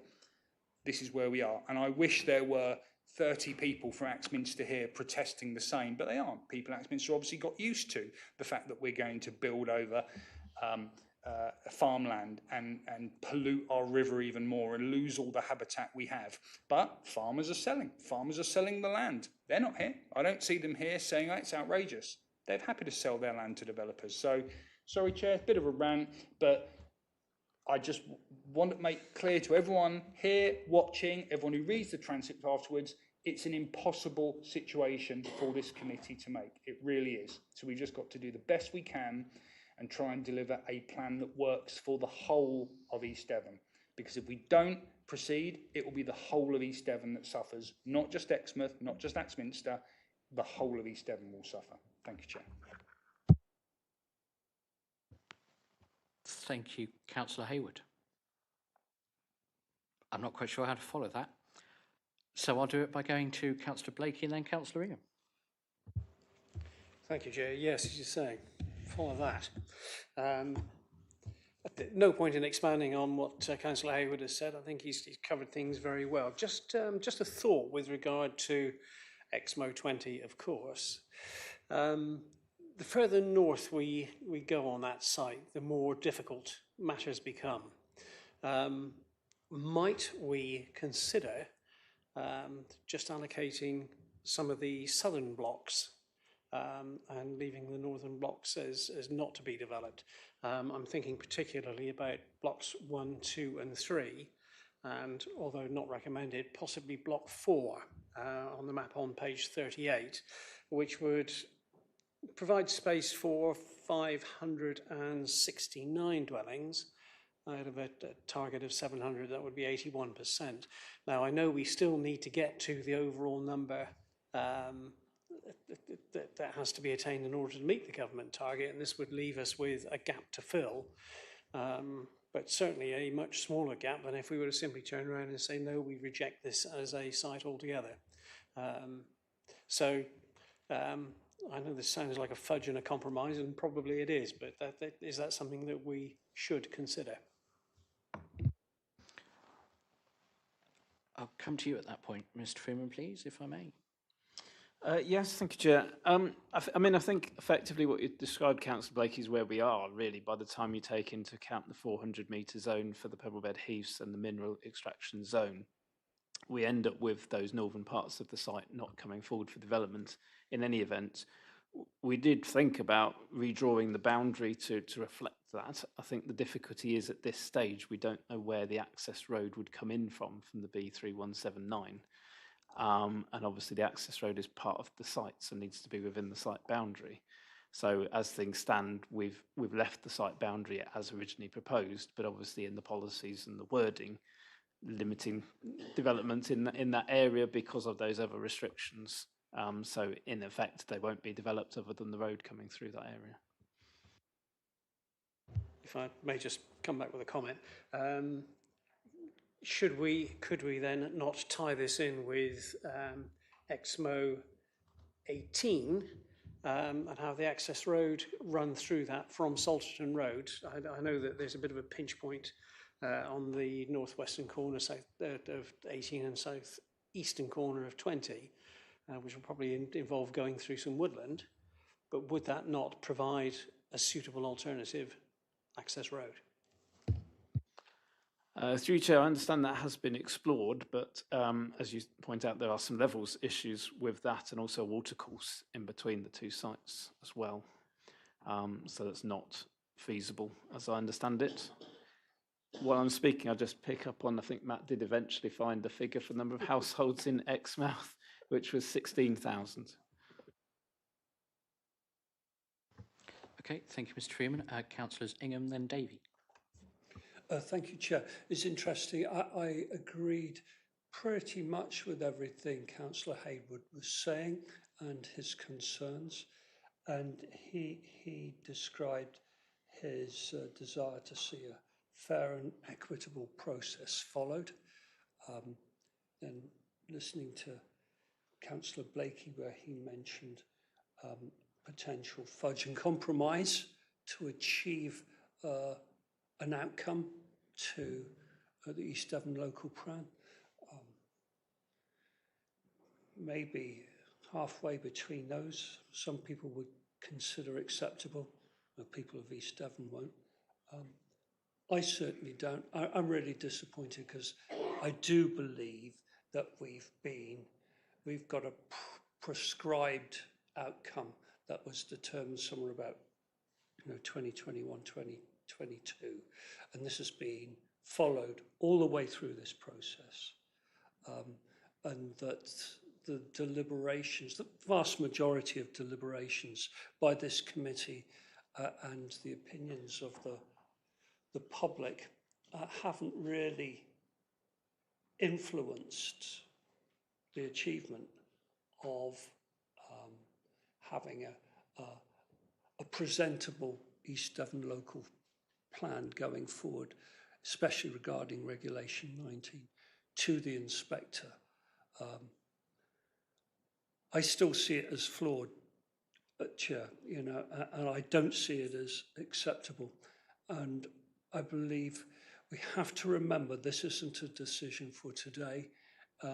The outcomes of our decisions will be on our landscape for, if we get it right, a few hundred years before they're ripped up, thrown down, ripped down and rebuilt.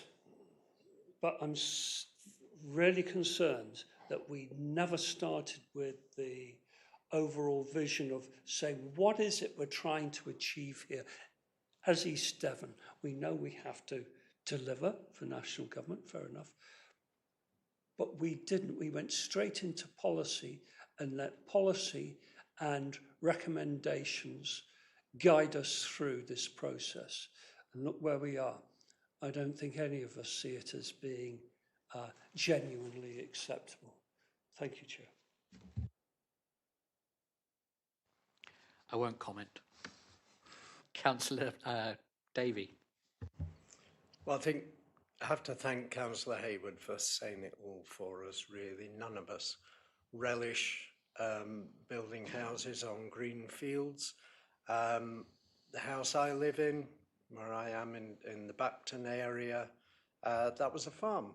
And I've got a friend who recalls running over those fields where my house now stands.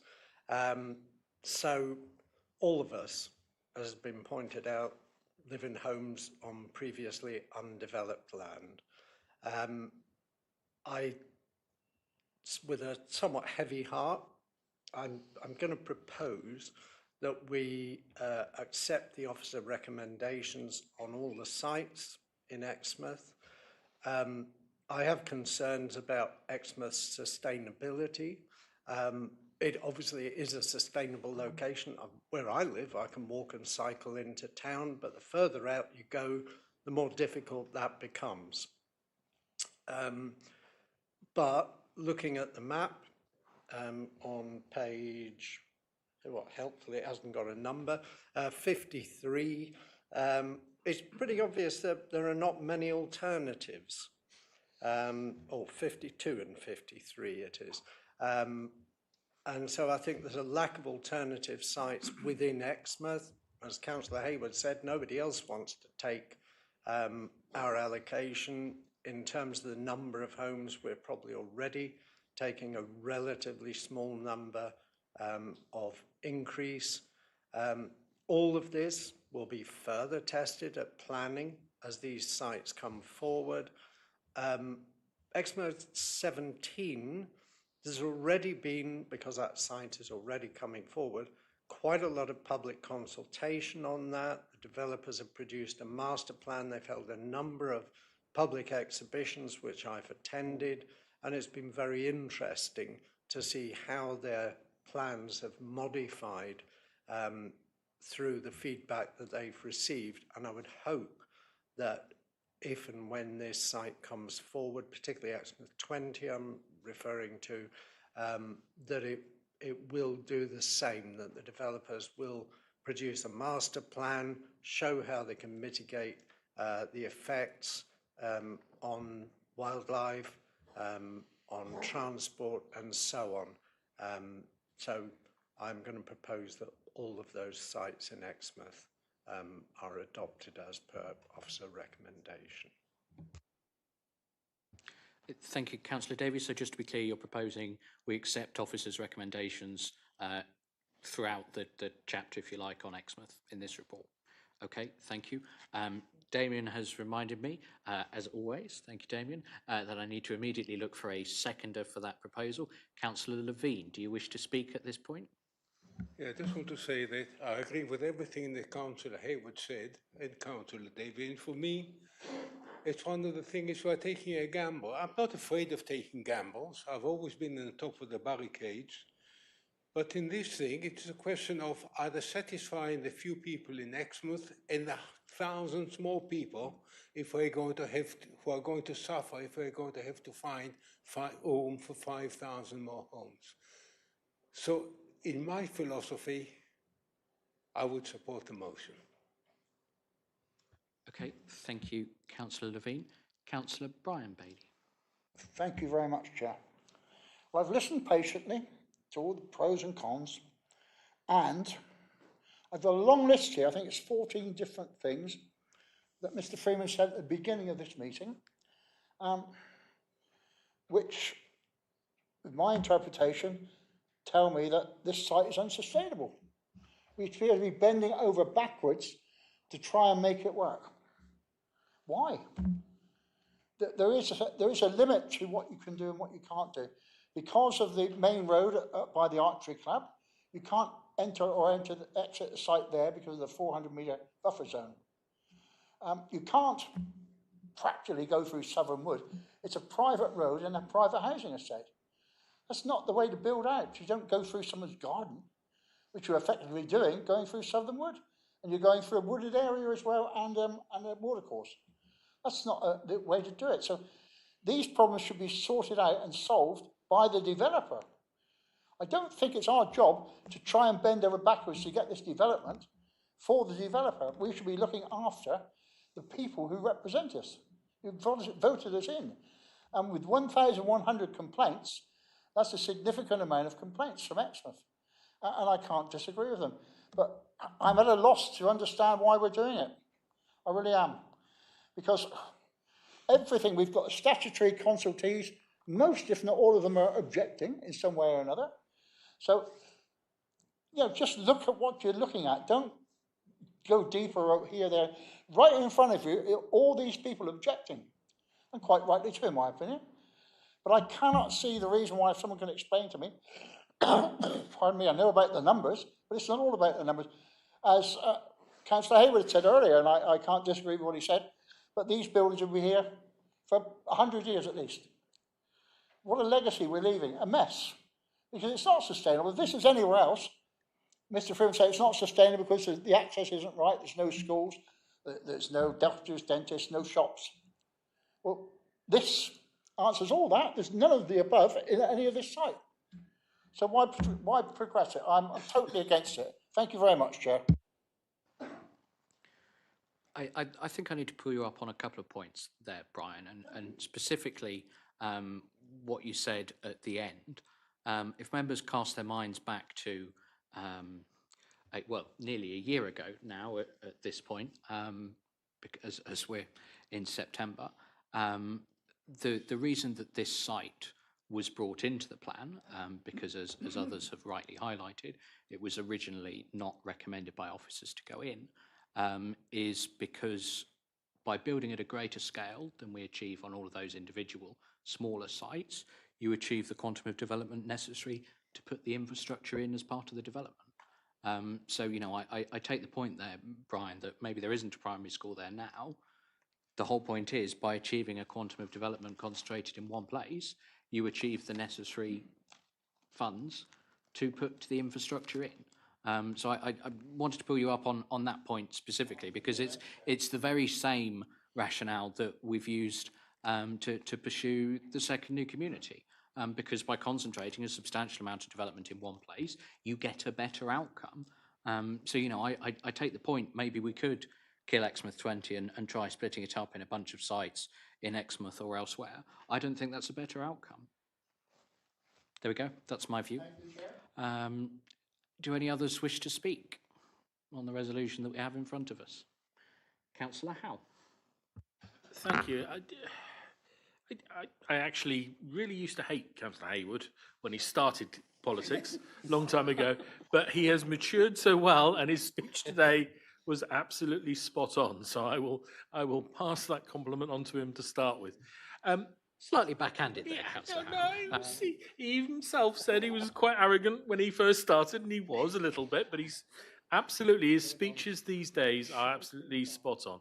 Anyway, moving on, Councillor Freeman's, Mr. Freeman said about the no ability to access through Exmouth 18 because of watercourse and various other bits and pieces.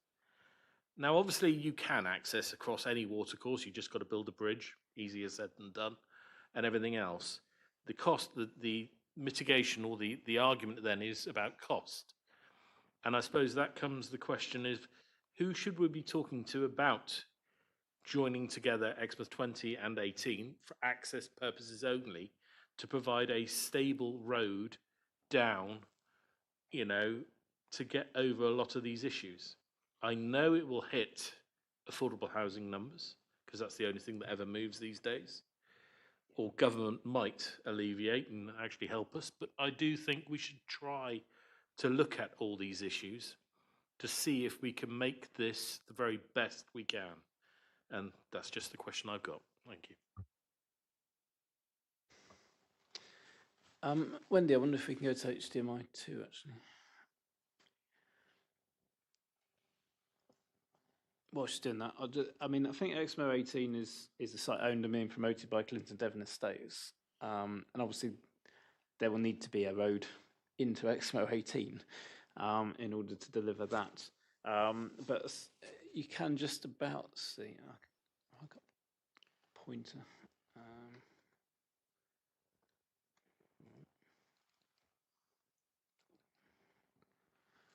See, so looking at this area, effectively Exmo 18 is in here. So you'd be talking about coming through here, as I understand it.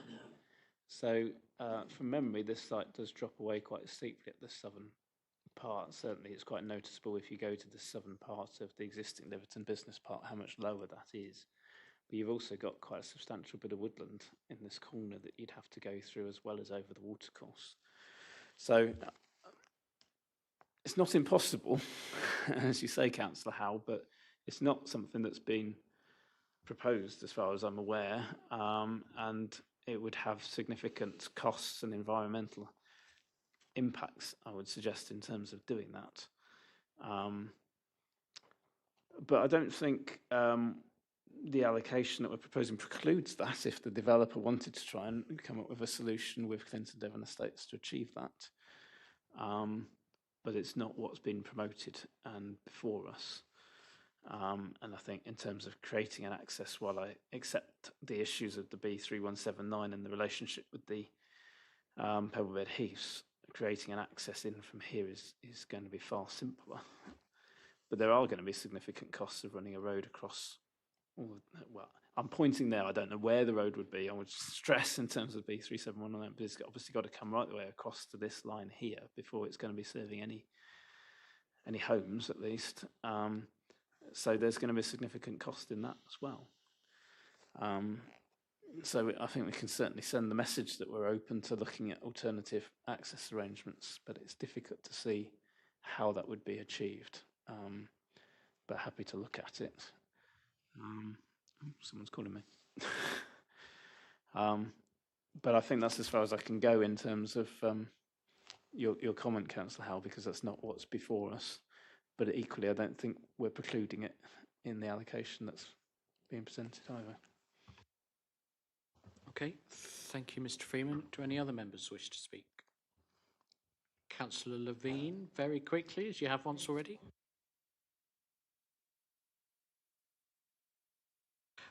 Okay. We have had a seconder, Councillor Ingham. Councillor Levine seconded it earlier on. Do any other members wish to speak on this allocation? We have had a call to move to a vote, not allocation, on the recommendation that's in front of you. Okay. In which case, we come to a vote then. Councillor Davies' proposal, seconded by Councillor Levine, is to accept all of officers' recommendations in the Exmouth section of this report, so only those regarding the Exmouth sites that have been considered. Is everybody clear what they are voting on, please? Okay, I hear no issues. So with that then, I will call for all those in favour, please.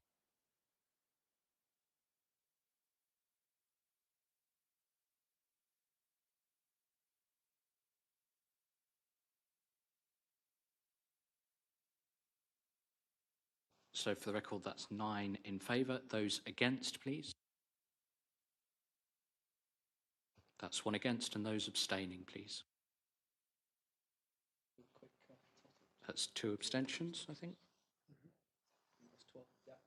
Okay, those numbers stack up. So the recommendation then is carried. We're going to take, sorry, Damien? Yes, we're going to take, we've been going for 2 hours now, so we're going to take a 15-minute break now until 12:15, please.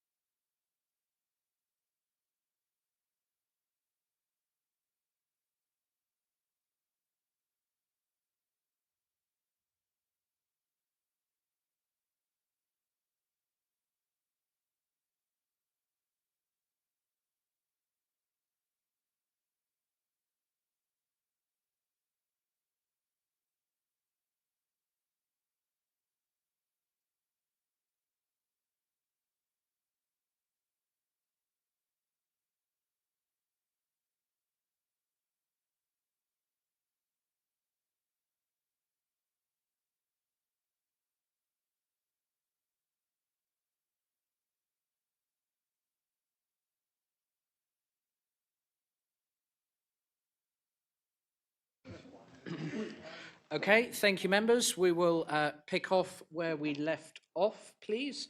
And next up, we're going to look at Axminster, please. So again, we'll take presentation from Mr. Freeman, then public speakers, then committee. Wendy, can we go to HMI 2, please? Sorry to interrupt your coffee. Thank you.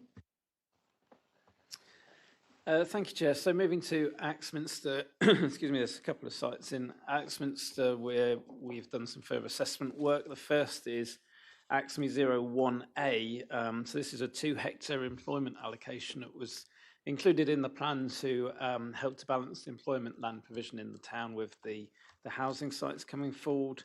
I think we knew at the time that there were a number of constraints to this site, including flooding, but also historic constraints in terms of there's pillboxes on the site and that's raising some issues in terms of the Historic Environment Records Centre at Devon County Council, who are concerned about areas of archaeological interest on the site. So aside from the pillboxes, that includes the potential route of the Fossway Roman Road, the route of the Axminster and Lyme Regis Light Railway, a trackway that may reflect an earlier feature and find spots for prehistoric flint and medieval pottery. The site is also close to 2 scheduled ancient monuments, Newenham Abbey and a Roman fort and later Romano-British settlement, which has led to objections to the allocation by Devon County Council unless further archaeological work is undertaken. We've requested that the site owner undertake this work, but it's not proceeded. And so we're struggling to justify this site in light of those objections. Again, as I mentioned, in terms of another employment site, we have the benefit of a little bit of leeway in terms of employment sites because we've allocated more than is technically needed in the plan as things stand. So the loss of 2 hectares of employment land in this location is not considered to be a significant change in terms of the wider plan, but obviously unfortunate to reduce that balance between new homes and employment spaces in Axminster. But we feel reluctantly that we have to recommend the removal of this site because of those constraints. Turning to a cluster of sites at Musby Road, Axmi 02, 08 and 09. If we take them all together, they're an allocation for 438 dwellings. During the consultation, a number of issues were raised with these sites around heritage and archaeological sensitivity due to proximity, again, to the Roman fort and Fossway that I mentioned with the previous sites. These sites just being, excuse me, off to the east of those. Road safety concerns in terms of the impact on the A35 due to additional turning movements. Objection to the employment allocation and community hall on viability grounds from the developers themselves. Road safety and access issues on Musby Road. Concerns about adequacy of sewage infrastructure and surface water flooding as well. So again, the Devon Historic Environment Records Centre identified potential areas of archaeological interest, particularly in the northern part of the site. Again, the route of the Roman Road, defensive works dating from 1940 and prehistoric Roman and medieval artefacts in this case. So Devon County have objected to the allocation until further archaeological work is undertaken. Historic England, in addition, have raised archaeological objections regarding the potential harm to the setting of the scheduled ancient monument. So further work is needed in terms of assessing the impact on those remains. In this case, additional work is being undertaken, but until the trenches, basically they need to do some trenches and do some excavation work to understand what's underneath there.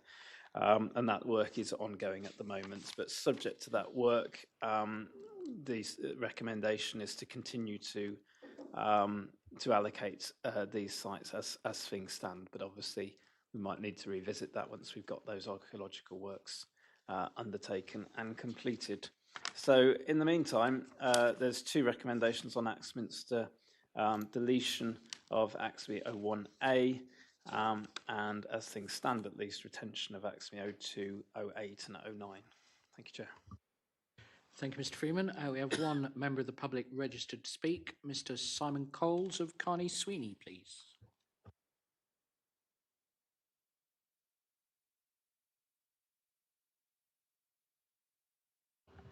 Thank you, Chair, members.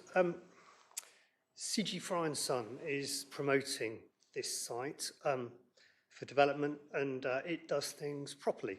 So even before there'd been comments from Historic England, Devon County Council, it had done geophys survey of the northern part of the site. We've heard a little bit about that. And a trenching plan has been agreed with the county archaeologist, and trenching is going to start in the very northern part of the site, around 30 trenches. They're going to be excavated from the middle of this month. Probably going to get the results, I guess, November time. So we'll know a lot more about the archaeology on the northern part of the site, which is going to be the most sensitive. As you go further south and east, the geophys survey says that the sensitivity diminishes quite significantly. And actually, the county archaeologist is happy for no further trenching to take place in those less sensitive areas until such time as a planning application is submitted. But we've already been in discussions with the county archaeologist, and we've been looking at options to actually protect any archaeological remains of significance as part of the development and actually incorporate them within the scheme, so that they play a key role in placemaking and provide wider community benefits. And actually, without development, the irony is we wouldn't know anything about what's there, and we wouldn't be able to experience and interpret them. So members, I think the officer's report is a really good one. It's very comprehensive, and we ask you really to endorse it, and until further work is done and completed and more is known, to retain the allocation. Thank you very much. Thank you, Mr. Coles. Members, I think that's all we need to hear from, well, that's all I've got written down to hear from for members of the public. So unless Mr. Freeman wants to add anything? No. We come to members. Any questions? Councillor Fernley. Sorry, it's just a quick one. The gentleman referred to when the results of this will be done. Are we not running out of time for the answers to these to make decisions? Mr. Freeman. Yes, I did comment about that was a bit later than I'd hoped we'd have results in terms of the archaeological works. Hopefully we might have some initial findings before then. Obviously the plan is, at least as things stand, to have the second Reg 19 consultation launching in October. So if we don't get the final results until mid-November, that's a little bit later than I'd hoped. We'll obviously pick this up with them and see if we can get some initial findings before then, so we've got a bit more clarity before we go to that consultation. But yes, mindful the timetable is tight on a lot of things. Members? I don't sense there's a huge amount of interest in discussing what, in my view, are some fairly uncontroversial recommendations, bearing in mind the precedent with the decision to allocate already. So I'm happy, unless any members want to jump in, to propose that we accept officers' recommendations on the Axminster sites. And I'll propose that from the chair. Councillor Hayward. I'm happy to second it. I mean, all I would say is, if you could, we can't call up the slide now. There was an earlier slide regarding the Axme 01, and you'll see it runs entirely along the site, there we are, of the A35. And I'd probably contest that the A35 covered up or discovered a fair amount of artefacts, but that was considered necessary for the relief of the traffic in the town. I mean, people have been in Axminster since 300 BC. It's a very, very old town. Yeah, I mean, I can understand why it's being taken out. If we haven't got the data, then if they're not prepared to produce it, and we do have alternatives for employment in the north of town and potentially within the town and to the east of the town. So I'm happy to second if you're happy to propose, Chair. Okay, thank you, Councillor Hayward. Any other comments on these? No, in which case then we'll go straight to a vote. The recommendation before you vote, sorry, the proposal before you folks is as the officers set out in their recommendations in the report. All those in favour, please.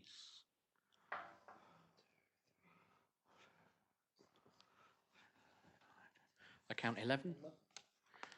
Those against? And those abstaining? 1. Okay, thank you, members. That is clearly carried. That brings us then to the Honiton sites. Mr. Freeman, your presentation, please. Yes, thank you, Chair. So move on to Honiton. So if we start at a cluster of sites on land adjacent to St Michael's Church, so this is Honi 07, 12 and 13, which together combined amount to 111 homes as allocations. So these sites were allocated because I believe members felt the site was consistent with the spatial strategy, being close to the town of Honiton with good access to facilities, public transport, town centre and employment land. However, there's always been issues with these sites in terms of their landscape impact and impact on heritage assets, which are reasons why officers raised concerns with them initially. So we received a number of objections to them, particularly with regard to the landscape and heritage impacts from the Town Council and from Historic England in particular. And the Town Council have also raised concerns about the legitimacy of the consultation process due to the late inclusion of Honi 12, although I think it was part of the Regulation 18 consultation, albeit as a site that wasn't recommended for inclusion by officers at that time. Things have slightly moved on since members decided to allocate this site, in that since that happened, the adjacent former sexton's house has now been listed as Grade 2, in addition to the Church of St Michael and All Angels, which has been Grade 2 star listed since 1949. And the listing of the church has also recently been amended now to formally include the Lich Gate, which is at the drive at the entrance to the site, as a listed building as well. So the heritage impacts of these allocations are now even greater than they were when it was decided to allocate them. And as officers, we remain concerned about the impact on the Blackdown Hills National Landscape, which is partly adjacent to, and it's also seen within the context of the East Devon National Landscape. And if I go to the next slide, I don't know how well you can see that. I'll get my pointer out.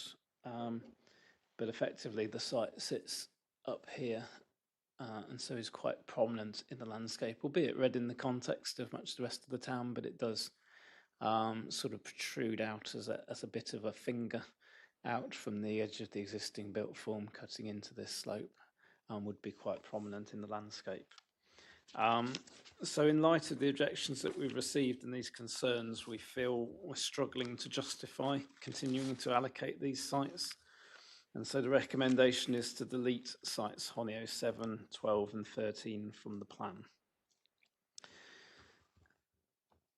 So if I move on to Honi 18, this is the site I referred to earlier that in the feedback report didn't show as having a higher than average level of objection, but we subsequently identified that something that had been included in that just as a letter was actually a petition from 80 people. So again, apologies for that error, but we've now included an reassessment of this site within the report in light of that.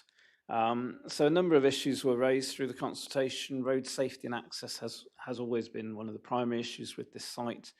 And this was a reason why it wasn't originally included. Members might recall that this site wasn't consulted on at Regulation 18 stage, because we didn't feel that it had scope at that stage because of the access issues. But subsequent discussions have taken place with National Highways and with the police, and they feel that an introduction of a new speed limit extending the existing 30-mile-an-hour limit in a southeasterly direction up the A35 would overcome those concerns. The police have no objection to that change, and that would enable an adequate access and visibility space to be provided.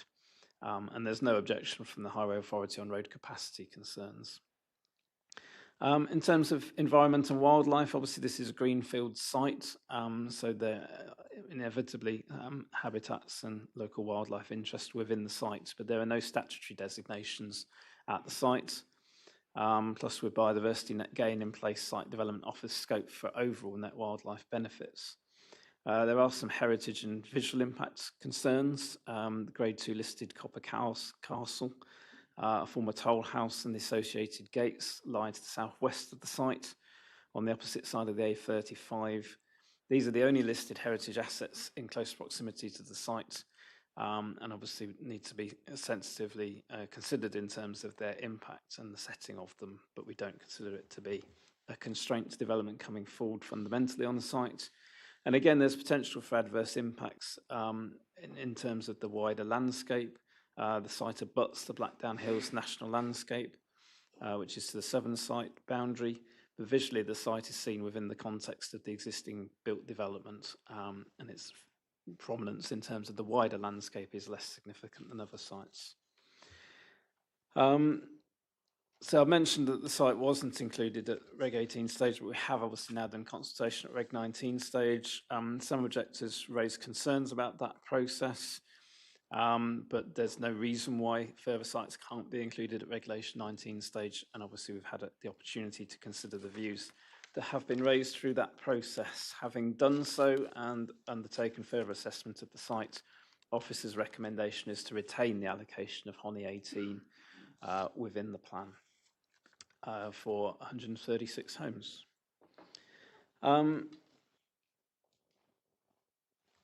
Turning to the remaining sites then in Honiton, GHED 39B and 39A, which is you can see on the screen. So 39B was allocated for 100 homes in the first Regulation 19 plan, but submissions from the developer make provision for up to 300 homes on this site. We originally went for a lower estimate, but having considered that further and noting proximity to the national landscape, we feel that there's some scope to increase that. Equally, there were issues in terms of the southern site, I think it is, in terms of the relationship with narrow access under the railway bridge, which constrains safe and efficient movement to and from the site. We've done some further work on that in terms of discussions with Devon County Council, and their view is, again, that a larger development could be delivered on that site and could help to deliver improvements to walking and cycling and bus access, which are poor at the moment. They also advise that impacts on the strategic road network would be negligible. So the proposal is to make up for the recommended loss of allocations on the previously discussed sites in Honiton around St Michael's Church and increase the capacity of these sites so that GHED 39A would be increased to 115 homes and 39B to 195 homes. We feel these can be acceptably accommodated within these sites and within the landscape, despite the constraints that they face. So the recommendation is to increase those sites by those numbers. The overall impact of these changes would be obviously removal of the sites around St Michael's Church, increase in the numbers on these two sites, but the net result would be the same number of homes coming forward in Honiton as in the first Reg 19 consultation. So mindful of the guidance I gave you earlier about significant changes to the plan, this would not be changing the strategy that underpins the plan or the number of homes coming forward in any particular location. In fact, we wouldn't be adding in any additional allocations, simply increasing the numbers on sites with a greater capacity than was previously realised. So that's what's recommended in terms of Honiton. Thank you, Chair. Okay, thank you, Mr. Freeman. We do now have a number of speakers on various of these sites, so we will go through those as they appear on my list here. So first up, I have Mr. Dan Rogers of Bell, Cornwall. And after that, Mr. Ben Luxton, could you be ready, please?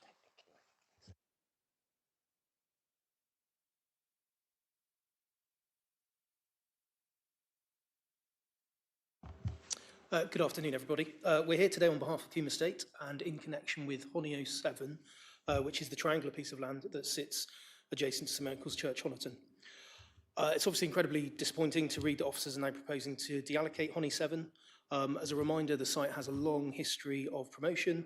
It scored well in the HELAR. It was a second choice allocation in the Reg 18 consultation, and at last September's site allocation committees officers and members endorsed to allocate the site for 30 homes. So this is that triangle on the front of the site. Over the passage of time, Honi 7 and Honi 12 have merged to form a single allocation for 101 homes. We were always a bit concerned about that approach because of the potential impact the inclusion of the more prominent and larger Honi 12 would have on our client's site. And on reviewing the officer report before you, many of the issues flagged seem to have arisen from the grouping of those sites together. We've previously circulated a layout plan which shows how Honi 7 was originally promoted as a sustainable standalone site for 30 homes. This can still be delivered as part of a larger parcel or a single parcel if members wish. Two issues have obviously been flagged in terms of the objections generated. These relate to landscape impact and heritage. On landscape, the Honi 7 part of the site is very well contained. There's a mature tree belt around the site. It would screen much of the development, and with additional planting, we know that it can mitigate a lot of its visual impact, and it wouldn't be classed as major development in national landscape terms. It's very limited. With regard to heritage assets, the adjacent cottage and the church gates have become listed during the process of the consultation. Obviously, the report before you suggested that impact cannot be mitigated. However, we would strongly challenge that. The gates that have become listed are 90 metres from our site entrance, and using our proving layouts that we're promoting the site with would be 200 metres from the nearest house with no intervisibility between the heritage assets or any houses. Similarly, the new listed cottage would be some 130 metres from the nearest house. And whilst it is an attractive building, it's clear to us that any impact on the setting of that building can be adequately mitigated by providing a layout which puts open space, BNG, planting on this boundary and between the properties. The position raised by Historic England and obviously officers in their recommendations and general approach to landscape and heritage matters seems somewhat consistent. We've obviously heard the presentations in Exmouth just previously and the intention to keep those allocations there. By comparison, Honi 7 has a fraction of that impact. And ultimately, taking another site as an example, there's a site in Plymtree. An allocation is being proposed there for 30 homes right next to a Grade 1 listed church. But ultimately, there is space to design around these heritage constraints and to deliver development comfortably, and a similar approach can be taken here. Finally, we would just ask members to consider the benefits of Honi 7. It's incredibly sustainably located in terms of its proximity to public transport and its services and facilities to the town, and it can be delivered to mitigate its own heritage and landscape matters. And just to finish off, obviously given the widely balanced position regarding overall housing numbers, we believe this allocation can be retained at Honi 7, along with securing an uplift on the other sites already in the town. Thank you. Okay, thank you, Mr. Rogers. Next up then, please, Mr. Luxton, to be followed by Stuart Lees.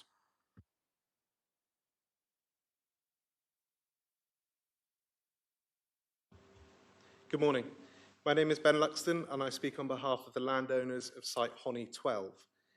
Naturally, it was disappointing to read the recent officer recommendation to withdraw the site as a proposed allocation, and I'd like to address the three main issues raised in the officer's report. Firstly, regarding access from Higher Brand Lane. Our previous consultation response has been misinterpreted.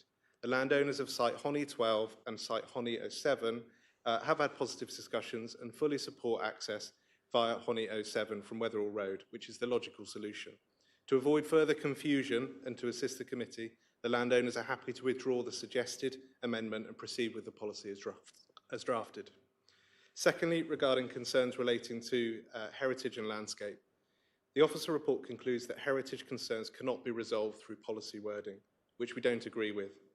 Historic England themselves acknowledge that development could potentially be facilitated on site Honi 12, and Mr. Rogers has just explained heritage mitigation in relation to site Honi 07.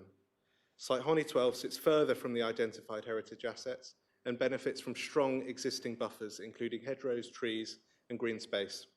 Appropriate policy wording could therefore be included, requiring a full heritage assessment at the planning stage and a design-led master plan. This approach is already used elsewhere in the plan, and there is precedent within other adopted local plans, including in relation to sites near listed parish churches. Mr. Freeman's referred to several instances this morning in relation to sites demonstrating similar concerns. We note that the proposed alternative allocation at the eastern end of the town presents similar issues of landscape impact and locality beyond the existing built settlement. Whilst I note the photograph contained within the officer report, and which Mr. Freeman put up this morning, It would perhaps have been reasonable to include an additional photograph from the eastern end of the town, where I suspect we would find that the alternative allocation would feature much more prominently. Thirdly, regarding the introduction of Site Honi 12, the Town Council have now raised concerns about the legal process associated with the introduction of Site Honi 12. I make no comment on that process, but of course this is disappointing given that the site has formed part of local plan discussions for well over 24 months. The right approach must be to review the site on its merits and not simply dismiss it on that basis. In conclusion, we don't agree with the officer recommendation to remove Site Honi 12 as an allocated site, which is fundamentally deliverable, particularly where the officer also highlights landscape and access concerns that may impact the suggested alternative allocation and which need to be addressed. I've explained how the concerns raised within the officer report can be satisfied. For the reasons explained, and to avoid any risk of the inspector concluding that the withdrawal will represent a material change, I therefore respectfully ask councillors to retain Site Honi 12 in the proposed allocation with suitable policy wording to deal with the heritage and landscape concerns raised. Thank you. Thank you, Mr. Luxton, and excellent timing, may I say. Mr. Stuart Lees, please, to be followed by Mr. Simon Coles.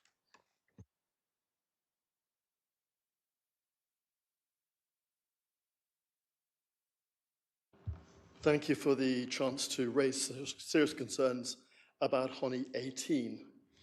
On March the 15th this year, I found out about the Honi 18 plan. I live in East Honiton, just off the A35 on Kings Road, and can appreciate the very real problems in the plan. Having spoken to neighbours and in view of the March 31st deadline, which is a couple of weeks away, I put together a petition expressing our concerns. In just a few days, sitting around my work and family commitments, over 80 people signed the petition. Not one person said they didn't want to sign it. Of that 80, only one couple knew about the plan. Every single person expressed on hearing the plan their concerns regarding the traffic flow and the safety of the A35 as it comes into Honiton. Unlike, you can't really see that on the map you had, it comes down into Honiton, down a very steep hill. It's so steep that the original plans for a bypass were thrown out because they couldn't cope with the steepness, so it's very steep. It has 2 S-bends, so visibility is very poor. The roads are not easy to drive. And the series of S-bends come down to just before the Copper Castle, and everyone in the area knows this is not an easy or safe bit of road. Not only that, but the flow of traffic, which is cars, heavy lorries, farm machinery, make the road extremely busy. It's one of the primary routes into Devon and comes all the way from Southampton. So the suggestion of a new junction for the proposed site, just above the Copper Castle, seems to everyone who knows it very unsafe and very dangerous. And I would ask you to rethink and go back to the Highway Agency and the police. And my question on that would be, are they fast-tracking a poor decision because of the pressure of housing? Residents with longer memories recall plans in the 90s and the 2000s for a bypass to connect the A35 with the A303, but such plans were never delivered. And I've given you some highlights from reports in 1997 and 2009 with some of the highlights on it. What they all recognize is the heavy flow and the danger of and its unsafe or difficulty of the road that everyone recognized, and they knew they needed a bypass, but they couldn't afford it and couldn't put it closer to Honiton. So it seems to me what's happening is they've gone, we can't do a bypass because it's too expensive. Oh, I know, let's build some more houses just on the A35 at the most dangerous little S-bend. Oh, that will be right because that will solve the problem. I think everyone who lives locally will know this is not a good idea. This is not a question of being NIMBYs. This is a question of a seriously flawed traffic plan coming into Honiton. We could add in wildlife, we get in the beauty of the area, all these things I recognise. But we raised severe and serious concerns. Now, the petition was handed on March the 27th before the deadline. It was found yesterday by Wendy in your post room. I don't know what happened, but it's not okay. And that means I would say that you need to go back and relook at this in the light of strong opinion and in light of what I'm saying, because at safety level, this makes no sense at all. At traffic flow, this makes no sense at all. And I'm just about to finish. 2 thoughts. The plan is a bureaucratic square peg trying to fit into a local community round hole. You can do it with a very big hammer, but the damage will be considerable and will last for many years. Yes, government housing is needed. The answer is not a badly thought plan, though, and not a shoddy plan that ignores the very real issues of the A35 and the requests and the cry of local people that this is not a good plan for the East End of Honiton. Thank you. Thank you, Mr. Lees. Mr. Coles.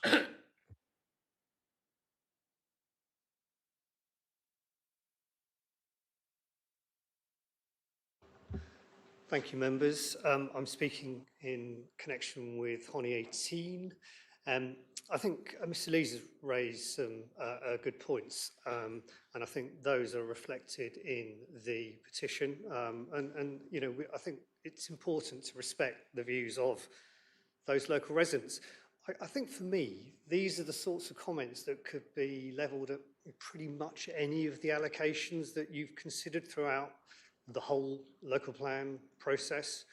And I think it's important just to remember Mr. Freeman's advice, reminding us all of the professional views of the police, the Highways Agency and your Highway Authority. None of them have any objections to this proposal in highway terms. And actually, I'm not a highways expert, but it seems to me the best way of dealing with highway safety is reduce speeds, and that's exactly what this proposal does. It extends the 30 and the 40 graduated speed limit further up the hill, slowing traffic down.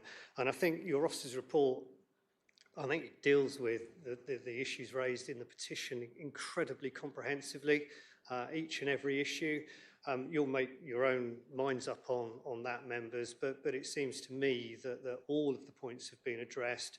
There will be further opportunity for the residents to have their say, and indeed our clients will make sure that there is full and meaningful engagement with the community when the time comes, if the allocation is retained. So we ask members to endorse your officer's recommendation and retain the allocation. Thank you very much.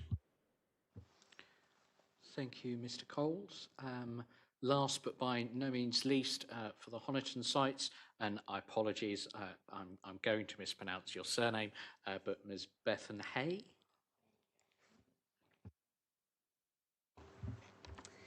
Good afternoon, Chair, members. I am here today representing my client, Taylor Wimpey, for promoting land off Northcote Hill, both north and south of the railway line. Both sites were originally identified in your draft local plan, each as allocations for 100 homes. Following further technical work, officers are now recommending that site GHED 39A, north of the railway line, be increased to 115 homes, and GHED 39B, south of the railway line, be increased to 195 homes, with the recognition that further dwellings could be deliverable. We fully support these recommendations. Our technical evidence shows that GHED 39B can comfortably accommodate up to 300 homes. GHED 39A, land north of the railway line, already has a resolution to grant planning permission for 115 homes, with a decision notice due shortly, demonstrating deliverability. My client has been promoting land south of the railway line, GHED 39B, for many years with a full technical evidence base. We are now preparing an outline planning application for up to 300 homes to be submitted this year, which will provide clear evidence of deliverability as the local plan moves towards examination. In preparing this application, we have engaged with Devon County Council as Highways Authority. They are supportive of our transport strategy, which includes signalising under the railway bridge, extending the footway into Honiton and widening sections of Northcote Hill. Landscape has also been central to our approach. While national landscape boundaries are drawn tightly against Honiton's edge, in contrast, both our sites lie outside of this designation and some 170 metres from its boundary. Our landscape-led master plan restricts development to the western parts of the site and the lower contours and provides substantial landscape buffers, ensuring the scheme is well contained and does not harm the setting of the national landscape. Taylor Wimpey is a national house builder with a proven record of delivery in East Devon. We can provide the council with the certainty that both sites will contribute in the short to medium term, supporting your 5-year housing land supply and strengthening the trajectory of the local plan. In summary, we support Officer's recommendation to uplift both allocations, but respectfully request that GHED 39B is further increased to 300 homes. This would optimise the site's potential, make efficient use of land and provide East Devon with a stronger, more resilient local plan capable of meeting housing needs in full. Thank you for your time. Okay, thank you very much. I believe that brings us to the end of our public speakers list for the Honiton sites. So I'll look to Mr. Freeman. Is there anything you want to pick up from any of those comments? Nope. Okay. In which case then we come to the membership. I have a feeling we might have a couple of comments from outside of committee on these. So I'll come first to, I saw Peter's hand first. Sorry, Roy. Councillor Faithful. Thank you, Chair. Well, I've got a few things I want to say on various sites. The St Michael's Church area sites, public transport, you have a very comprehensive bus service in that area. You've got the, what have I got here? 367 and the 44A going practically, well, two of them are going actually along the edge of the site, and the other one, the 44A, goes up Church Hill and out to Axminster from St Michael's Church. So you already have a substantial public transport there. But how are you going to do anything with the other site? Because it's still questions, aren't we? Yeah. So what are you doing about the public transport for Northcote area?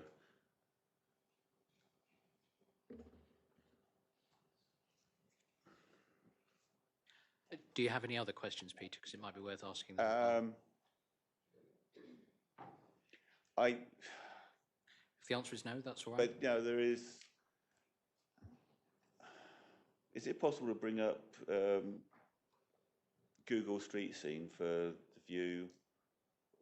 I might want to save that till comments afterward, second part. I think we might struggle to achieve that, Peter. We can have a go. But if Wendy can maybe bring that up for the second part, that might help. Okay, fine. Which side do you want Street View of? It for Honiton, Copper Castle. Honiton. Honiton, yeah. Okay. Entrance. We will see if we can arrange that, but I make no promises. The public transport question, do we have an answer to that one? Well, I mean, largely this is an issue that will need to be resolved at the application stage through discussion with public transport providers, but logically a development of this scale will attract public transport routes being extended into this area of the town to improve service provision, because there'll be demand there from residents to use those services. So I think there's plenty of scope to improve public transport into this area.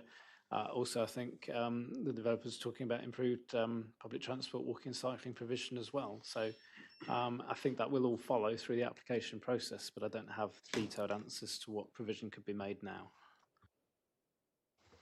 Thank you, Mr. Freeman. Councillor Collins, do you have questions at this stage, please?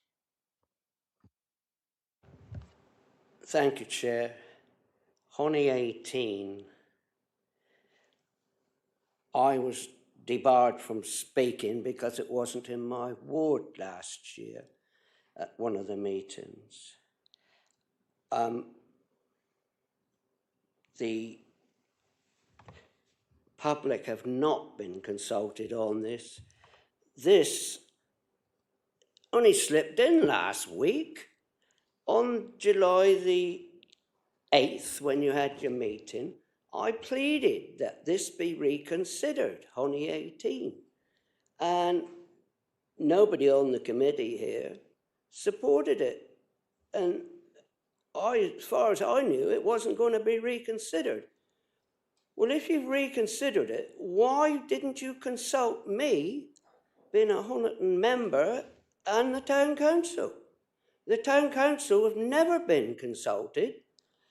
In their submission to East Devon,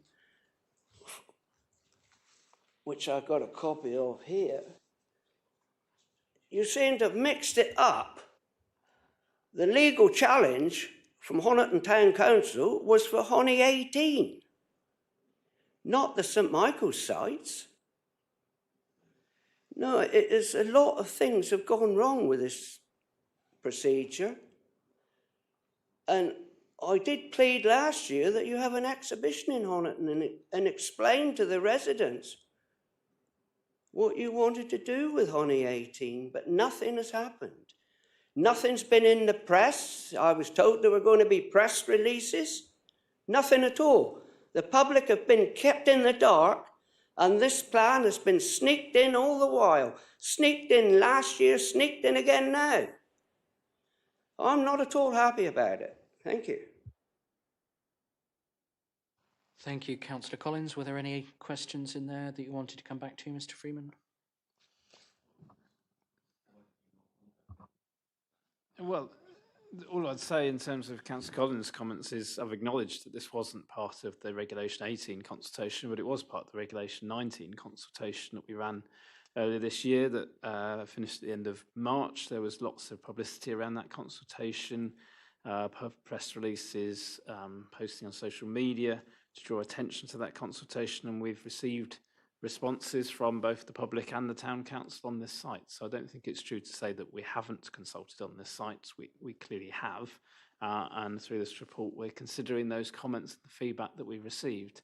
Except it wasn't consulted at Reg 18 stage, which does set it apart from a lot of the other sites. It's only had one round of consultation, but that is legitimate in terms of the legislation, and I've explained why that's the case, because we didn't believe that an acceptable access arrangement could be achieved at the time of the Reg 18 consultation. But further work and discussion with the police and the highway authorities demonstrated that an acceptable access can be achieved, and that's why it was added in Reg 19 stage. Thank you. Thank you. Mr. Freeman, committee, any questions, please? Councillor Ingham. Statement on the consultation in general, not just for Honiton, but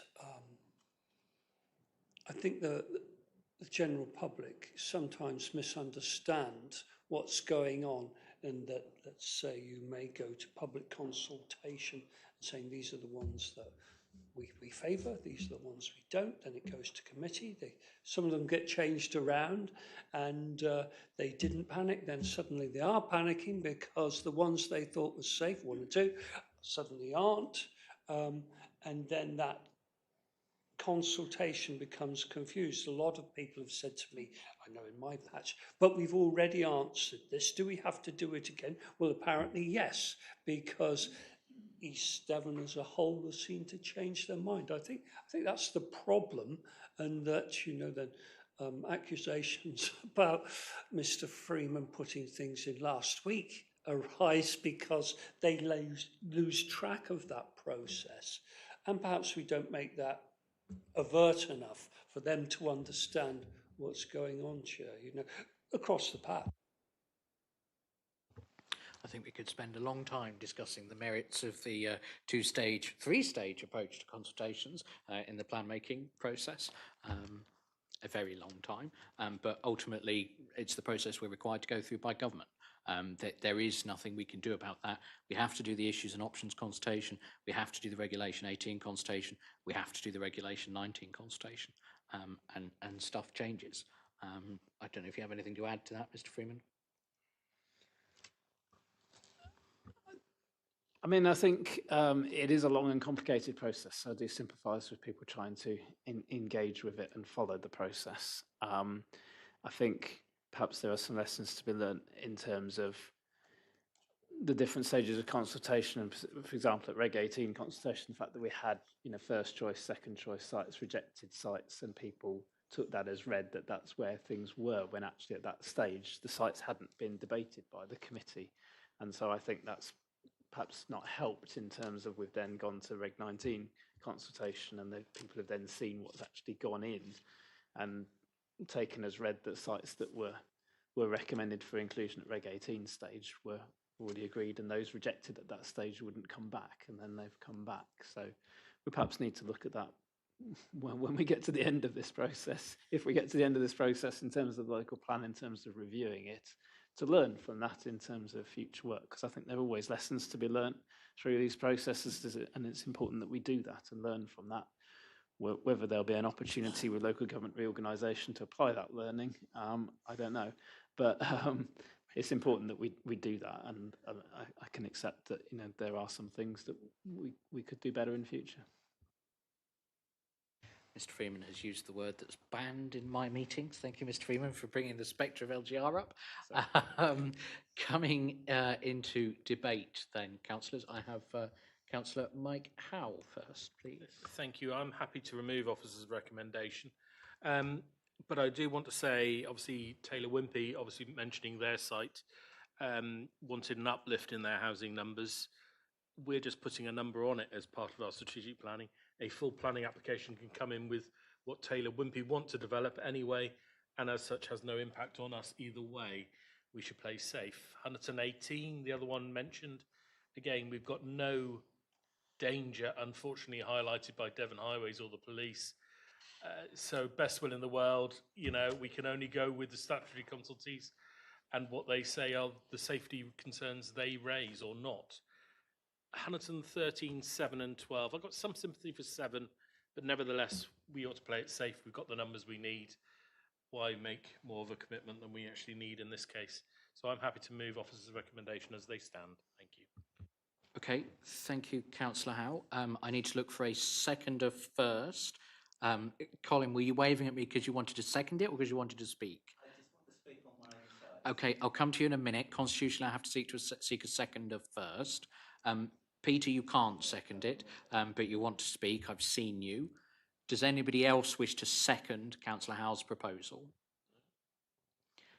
Councillor Davey, I saw your hand first. Do you wish to speak at that point? No? Okay, thank you. In which case then, I had hands for speakers from Councillors Faithful. The only thing I can think of is Colin, but it's Brown and Roy Collins. So in that order, please. Thank you, Chair. Like I said before, there's St Michael's Church, you've got public transport, and there is the only public transport on the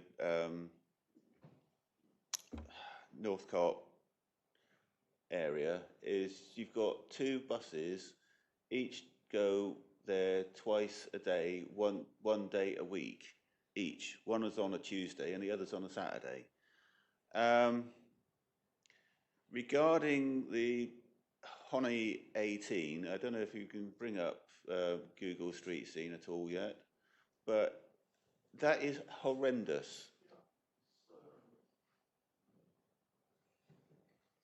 There's places I wouldn't like to walk, and going up beyond that road, I wouldn't want to walk there beyond where the pavement is. That is how horrendous it is. It's such heavy traffic comes down that road. At the top end, there's 2 cottages right on the side of the road. Yeah, that's the coming out. So we turn right. You carry on. So you're starting to see how it's all bears round to the left. Yeah, you can go a bit further.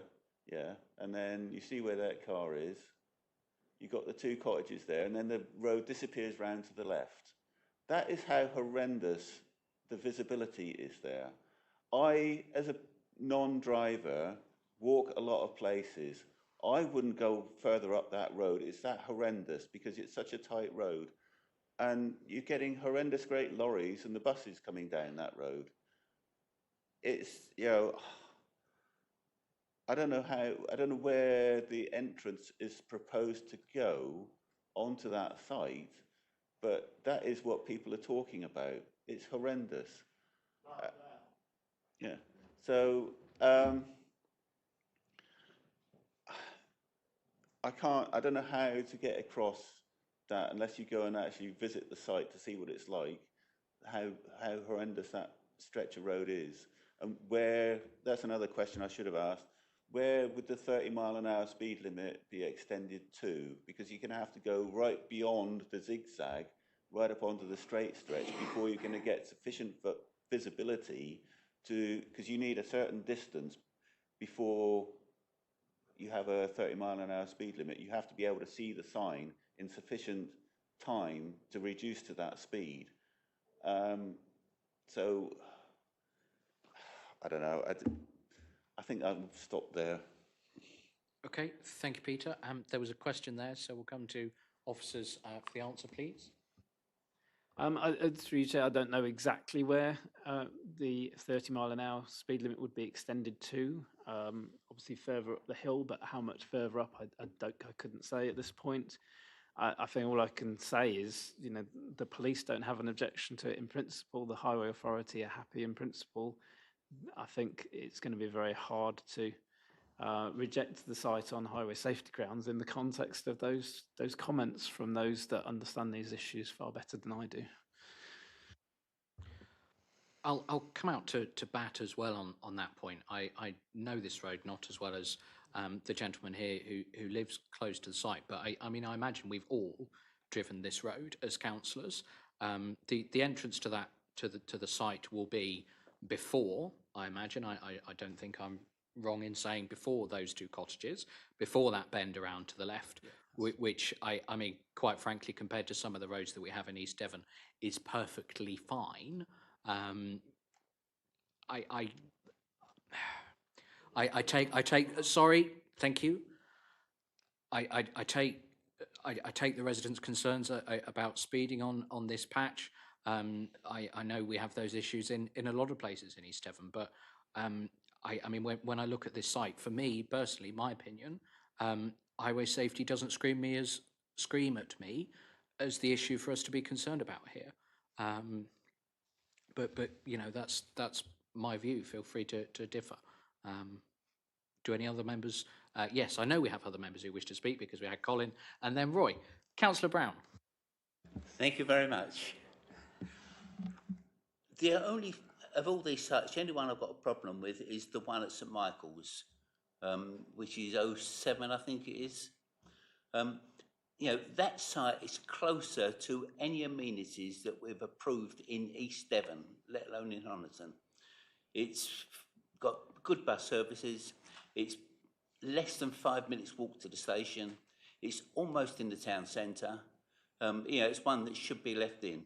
And if Michael wants to, or the vice chair wants to add it to his recommendations, then I can go along with it. Otherwise, I can't go with his recommendation.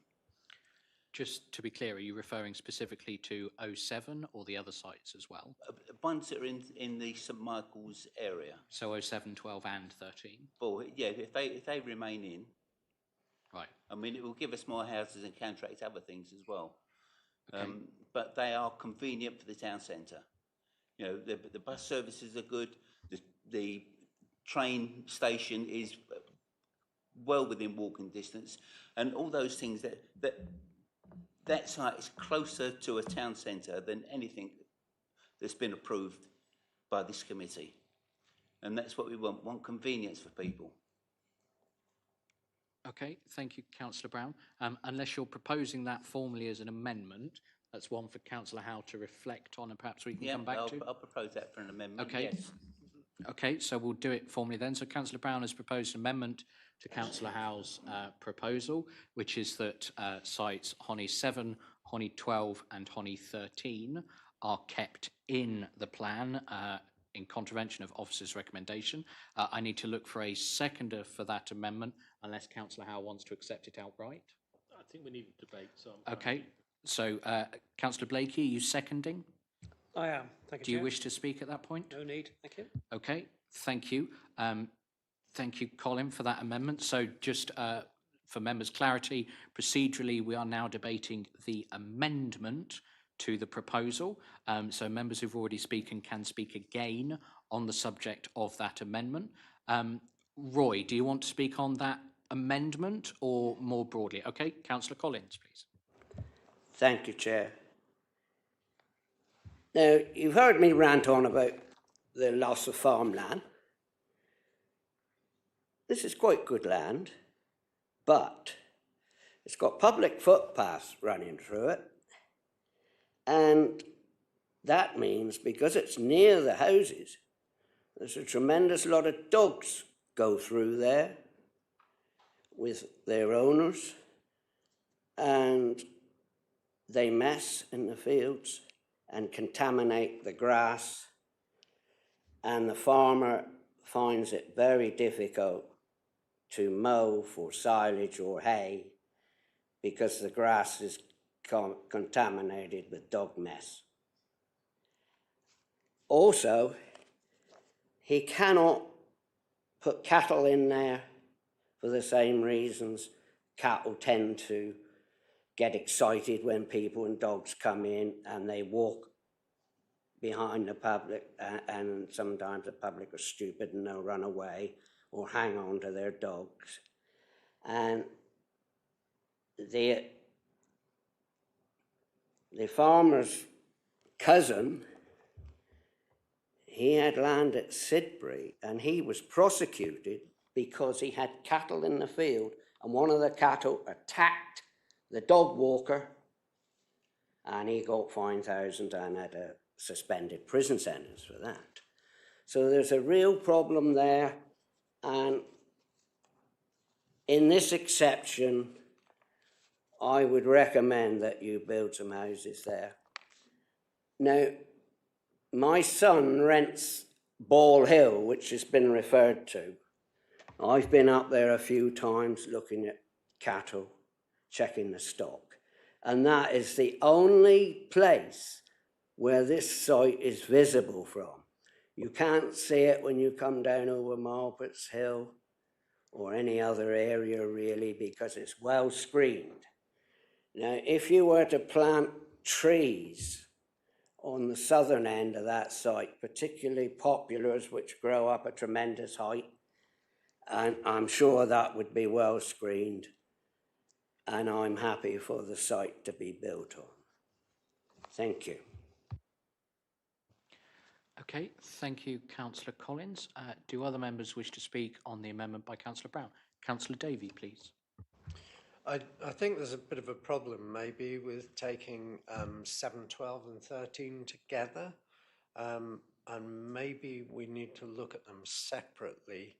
I know the officer view is that the proximity of all of these sites to St Michael's Church is the issue.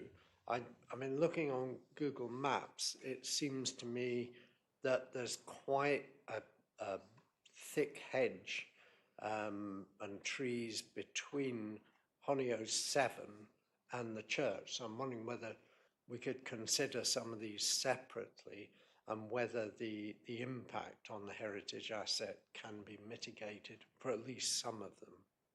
I think 13, yeah, the landscape impact is pretty high, but it's less for 7, and as Councillor Brown has pointed out, it's a very sustainable site. Ms Freeman, could you take us through, in your an officer's view, please, how the heritage and landscape impacts differ between the 3 sites in that area, please? I think that'll help inform the debate.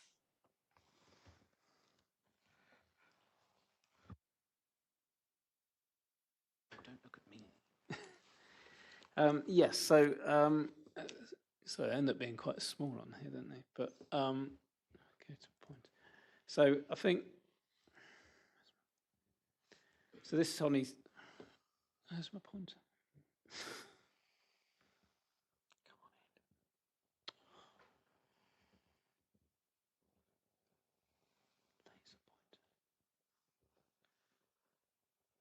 Sorry, my pointer's not working. But anyway, the one on the top of the screen is Honiton 7, and I think that's the most sensitive one in terms of the historic environment. So you'll see in the report, Historic England saying that that should be left as open space due to the impact on the heritage assets, which are largely to the east of there.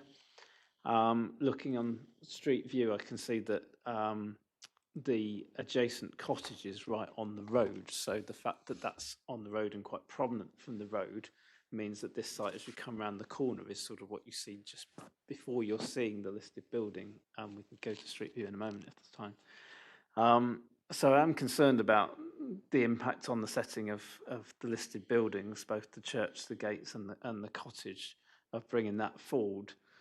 But it's mainly in terms of the historic environment in terms of that particular parcel. I think it's Honiton 12 to the south of there, which is more sensitive in terms of the landscape. So that's where, if we go to the other slide, you end up with this sort of finger sticking out. So the further you go away from the existing built form of the town, to the left-hand side of the picture, the more prominent it's going to be in terms of the landscape.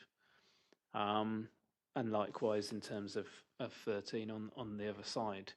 I think where I'm struggling is, given what we said about numbers in terms of GHED 39A and B, and I haven't heard much discussion of that, but if the numbers that we're requiring at Honiton can be made up there, I'm struggling to see why we would have the impact on the listed buildings here and how we would justify that to the examination of the plan, given that we should in principle be avoiding those kind of impacts. I appreciate we've looked at some similar cases in Exmouth where there's been impacts on listed buildings, and we've looked at how we can mitigate those in terms of positioning of open space, landscaping and things.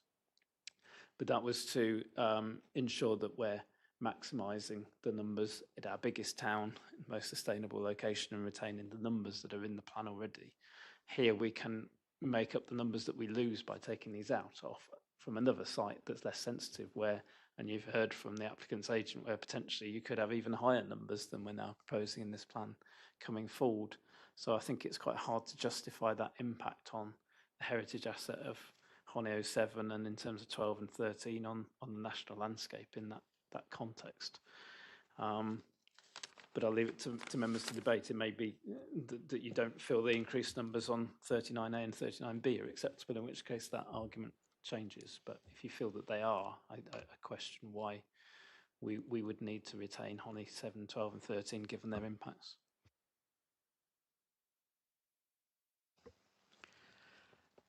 So you have officers' advice, members, which is standing by their original position. Who else wishes to speak? Councillor Hayward. Thank you, Chair. I suppose this comes back to the point that was raised earlier. Is this just about making numbers stack up, or is it about having a strategic view? And that's, again, that's the challenge we face. It's a bit of a paradox, really. When I saw this one, and I empathise with what Councillor Brown says, because on balance, it looks to be, I could probably do away with Honiton 12 because that's extending it a little bit far too south. But Honiton 7 and 13 combined, I'm sure some residential dwellings could be done there that are in keeping with that heritage asset.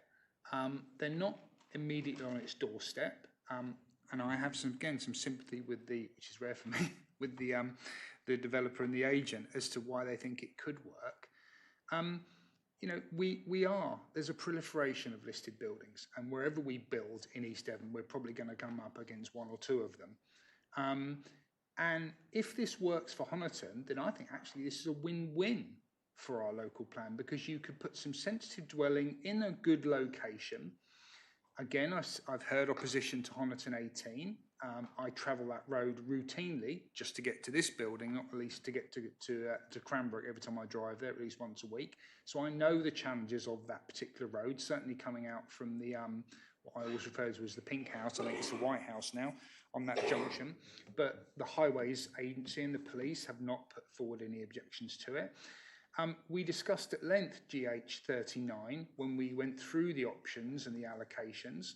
So again, I can understand why the developer, and thank you for the speaker, wants to put more houses there. Why would they not? It's a profit element thing for them.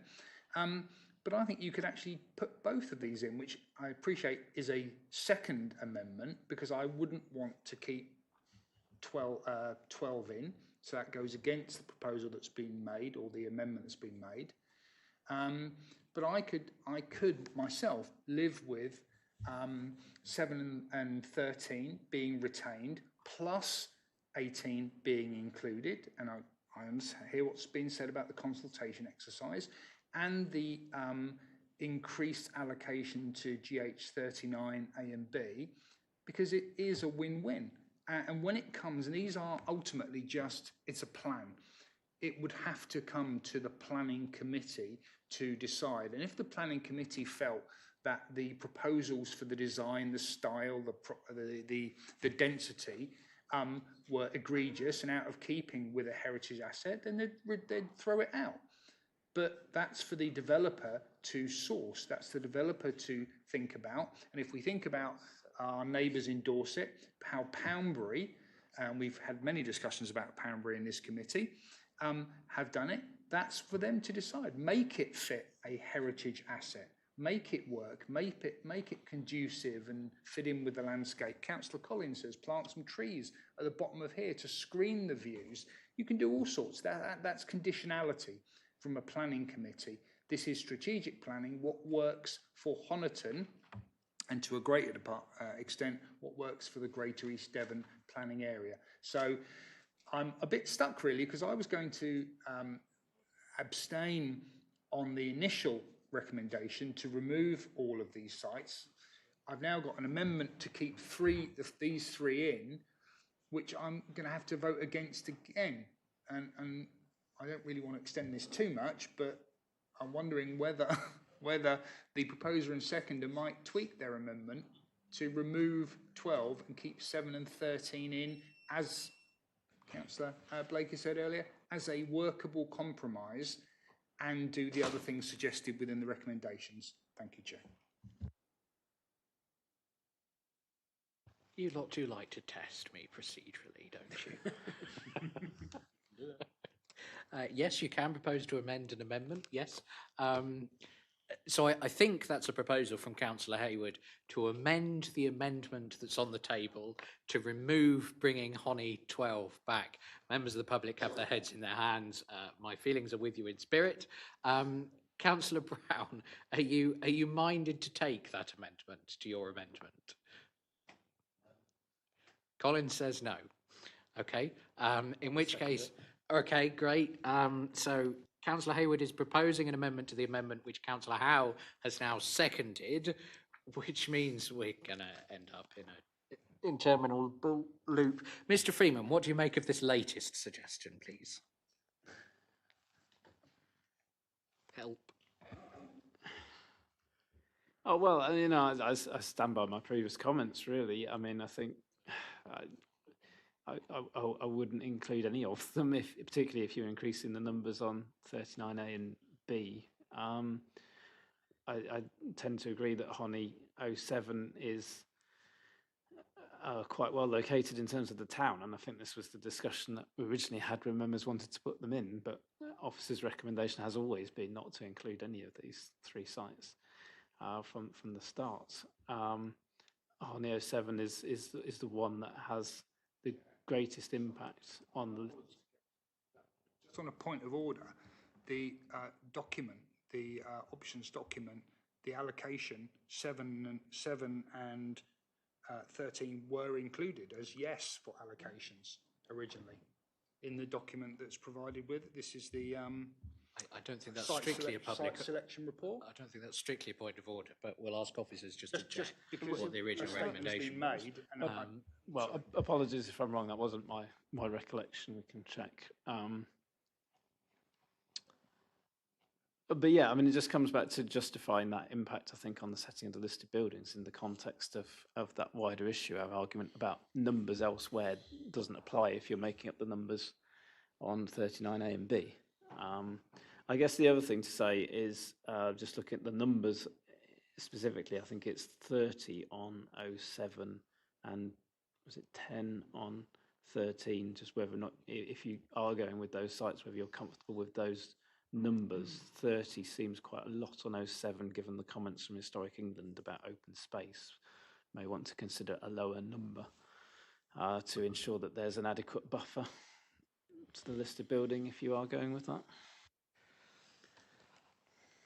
I think we've probably debated this out now, so I'm going to take us to a vote on the sequence of amendments, and then we'll see where we get to as to whether we need to decide what number is going to go in the final proposal that we vote on. So the first vote we're going to take, members, is on the amendment to remove Honi 12 from Colin's suggested re-inclusion of 7, 12 and 13. So that's the first amendment that we're going to take. Is everybody clear what they're voting on? I hear no objections. So all those in favour, please, of taking Honi 12 out. Those, sorry, I count 4. Yeah. Those against, please. I count 3. And those abstaining. Proudly sitting on the fence on this occasion. 3, so I think that is carried then.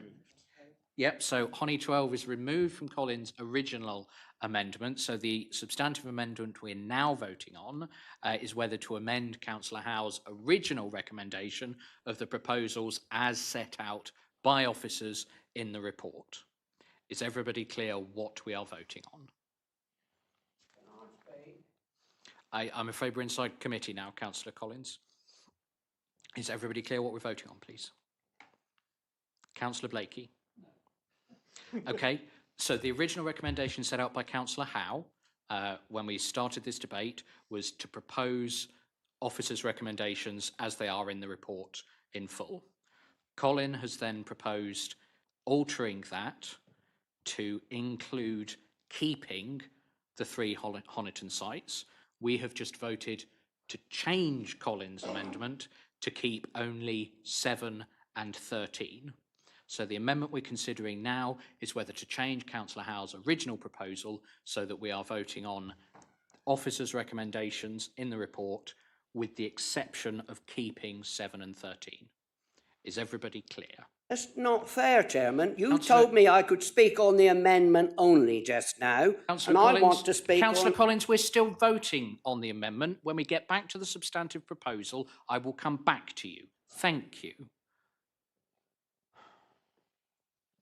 Is everybody clear what we are voting on? So we're voting to exclude, we're just voting for the officer recommendation? No.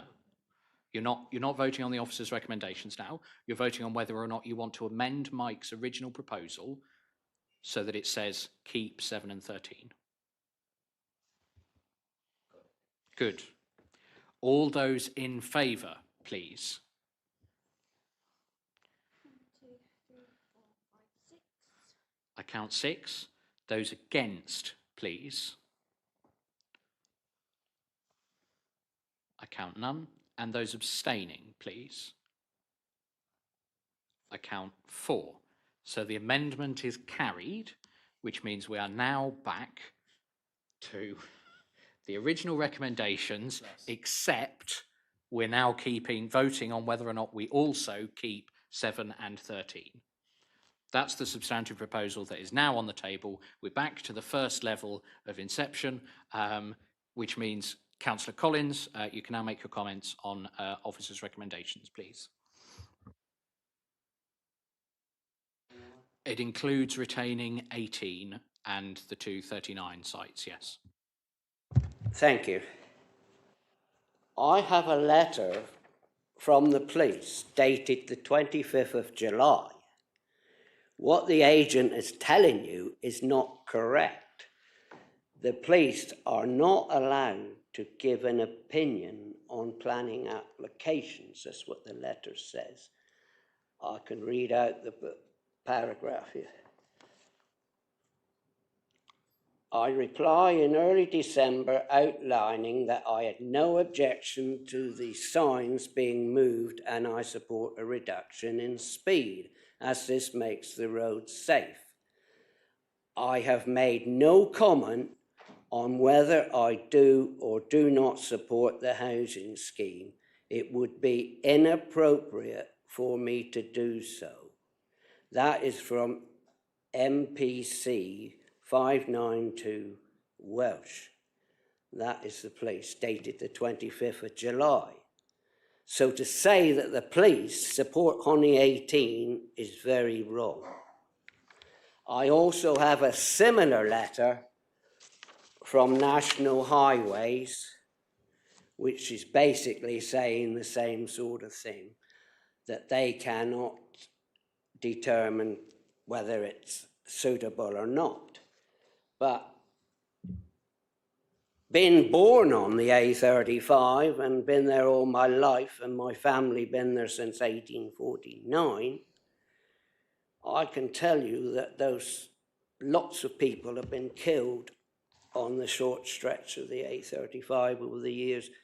I could rattle off a number of facilities there. My wife, she wrote the car off just coming out from Pine Park.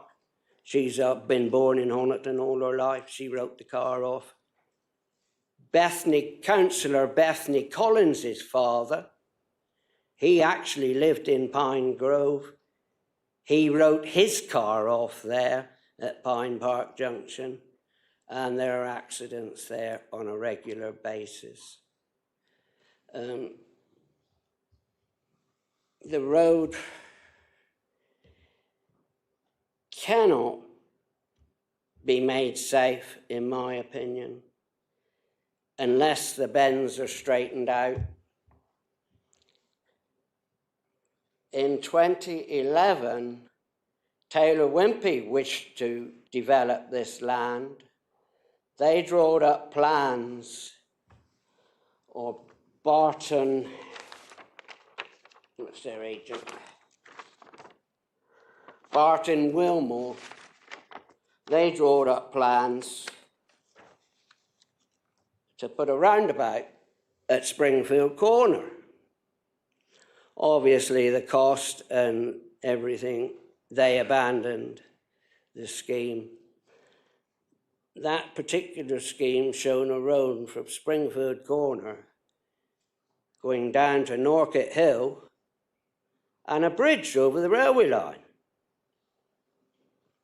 Now, Taylor Wimpey stayed with Middle Norkett Farm and Perry Hale Nursery, and that's what 39B and 39A is about.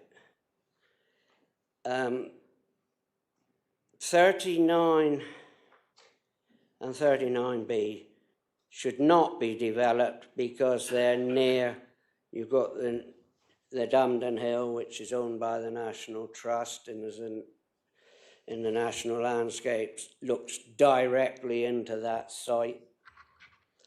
Also, last week I met with Network Rail engineers. They're concerned about the railway line. There have been lots of landslips, and they looked at the bridge. And they are going to pass on these plans to Network Rail's planning department. I cannot understand why you've not consulted Network Rail when we've got the major Exeter to Waterloo railway line and the railway tunnel. The railway tunnel has had a tremendous amount of money spent on it because they've had water problems up there and landslips. Why haven't they been consulted? That's a question. They have, Councillor Collins. Thank you.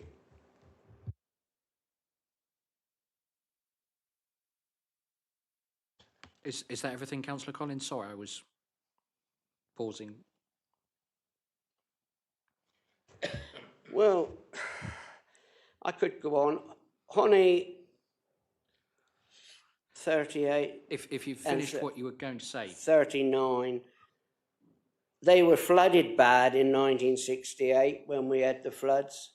Houses will flood there. The water went down from the A35 and came back the roads towards Cotley. They all came back and they washed that site out. I know it well because I worked for the farmer down there in 1968 when we had the floods. No, I think that you're very wrong to build houses out there. You're making Honiton into a real sort of sausage. And with Honey 18, the site is prominent, so when you come down the A35, the first thing people's going to see is a large housing development, when the motto for Honiton has been for a long time now, the town in the country, and you're taking the countryside away. Thank you. Thank you, Councillor Collins. Without wishing to comment extensively, the first thing that you do see coming down that road is already a housing estate. I appreciate you might see it a bit sooner, but it's not like the rest of Honiton isn't there in the background in that view. Anyway, does anybody else wish to speak on the substantive proposal that's in front of us? I think we have discussed this quite extensively, so I'm not minded to spend significant additional time on it. But if anybody who hasn't spoken wishes to do so. For the sake of completeness, do you just want to clarify that again to members before we take that far? I will. Exactly. Yep, I will. Okay, I see no further hands, in which case then we're going to move to a vote on the substantive proposal that is in front of us.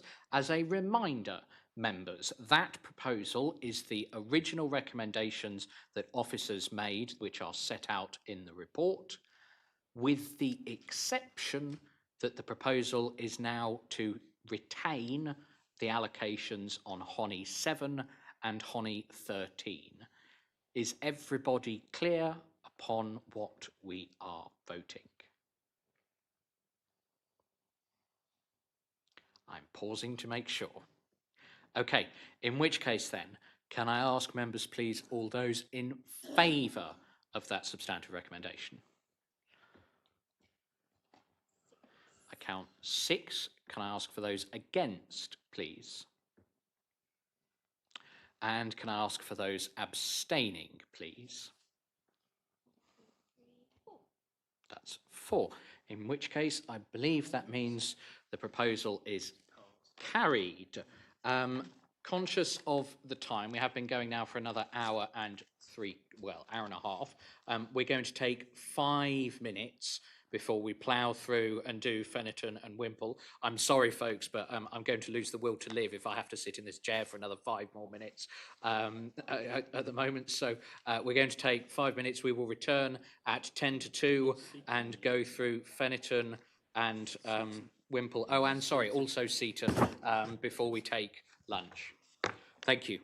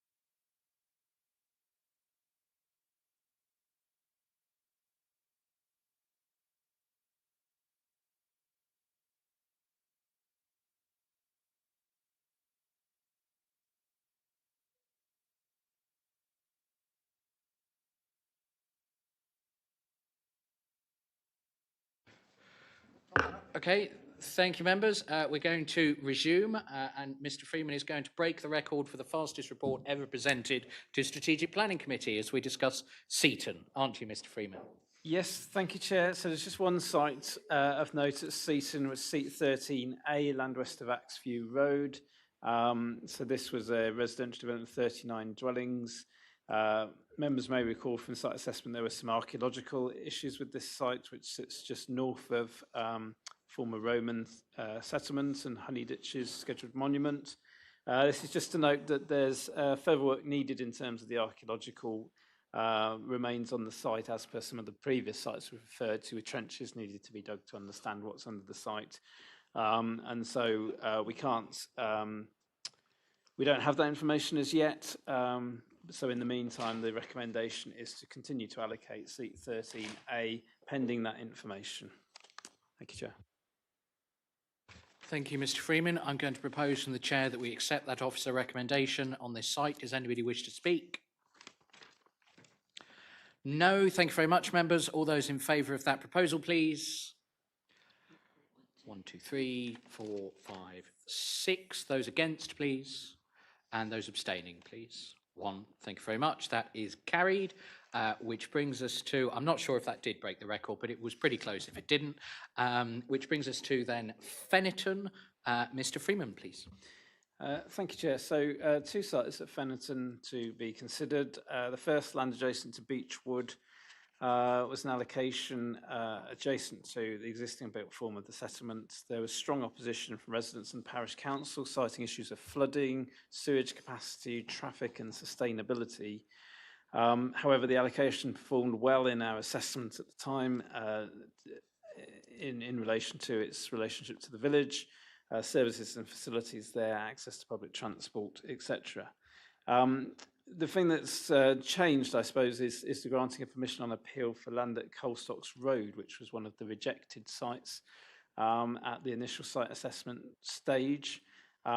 We defended a reason for refusal around the scale of growth at Feniton as part of that appeal and raised concerns about how the settlement would be accommodating significantly more homes than other Tier 4 settlements within the settlement hierarchy. In fact, if we retain this allocation alongside the other allocation that was made that now has consent, and obviously the site that's been consented on appeal, there would be 206 dwellings coming forward at Feniton, which is greater than other Tier 4 settlements. And so that's factored into our reassessment. However, as members will note, those that have read the inspector's decision on this case, the inspector concluded that allowing the Colstocks site did not undermine the spatial strategy with regard to Feniton, and that the quantum of growth planned would be appropriate. So while that's not the case, we argued as officers, and we do obviously have to have regard to that inspector's decision in our decision making. So we feel, having regard to that decision, that it's still appropriate to accommodate Feni 08 as an allocation within the local plan. So we're not proposing to delete that allocation. The other site at Feniton for consideration is Ottery_20, land to the south east of Bridge Cottages. So members might recall this was a site for employment spaces within the village, which at the time I think was seen as making housing allocations in the village and the village as a whole more sustainable, given the high amounts of out commuting that we see at the moment. Nearly 3 times as many residents are available to work in the settlement than there are jobs within Feniton, making it a commuter settlement largely. So we still think that employment development on this site is appropriate and consistent with the spatial strategy and will help to increase the self-containment of Feniton as a settlement.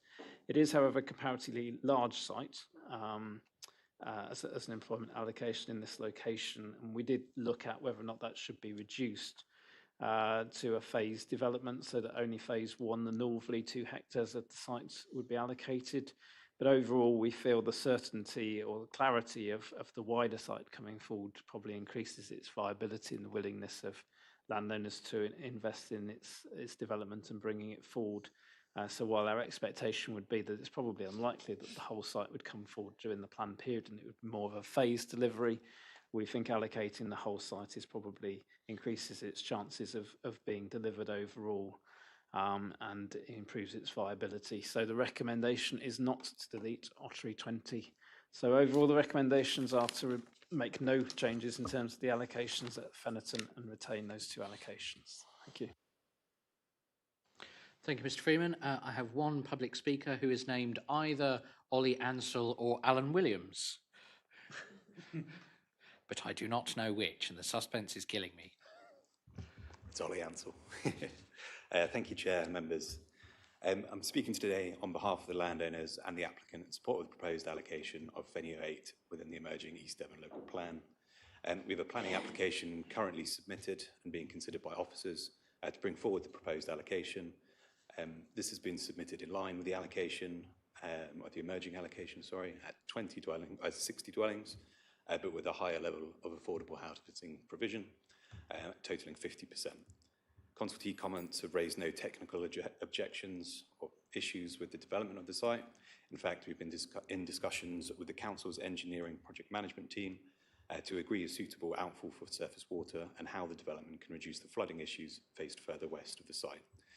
So the proposals include a sustainable drainage system, which will not only address the runoff from the development itself, but actively reduce the volume of water flowing off the site. So in short, the development will not simply mitigate its own impact, but will provide a wider benefit for the community. I'd also highlight the conclusions reached at the recent appeal in Feniton, specifically referencing Feni 08. In that case, the planning inspector made it very clear that the scale of development proposed for Feniton, including the allowed site and the emerging allocation, represented an acceptable level of growth for the village, with the inspector noting that the percentage growth for Feniton wouldn't be substantially greater than a number of other Tier 4 settlements. The principle of development in the location has therefore been tested and found sound through the rigour of the appeal process. In conclusion, Chair, members, Feni 08 is precisely the type of site that should be supported through the local plan. It provides valuable housing to meet the identified requirements of the emerging local plan, brings wider benefits, including reduced surface runoff, and the application submitted has highlighted no constraints to the site's development. For those reasons, I urge members to continue to support the allocation of Feni 08. Thank you. Thank you, Mr. Ansell. We have no further public speakers registered for Feniton, so we come straight to members outside of committee. I will start with Councillor Collins. Quickly, please. Thank you, Chair. I'd just like to remind the committee that the land around Feniton where these developments are proposed is either Grade 1 or Grade 2 agricultural land. It would grow good market garden crops. Thank you. Thank you, Councillor Collins. Councillor Faithful. Thank you, Chair. Question, when you're talking about GHED 2038, that was a reference to Feni 11. Was that part of the group? In the report is saying about that. Is that correct? Because it's Feni 11 is the site that went through appeal, not GHED 38, unless GHED 38 includes the other two sites as well. But anyway. Also, was I right listening to Mr. Freeman describing Ottery 20 as employment? My understanding is it's a mixed-use site.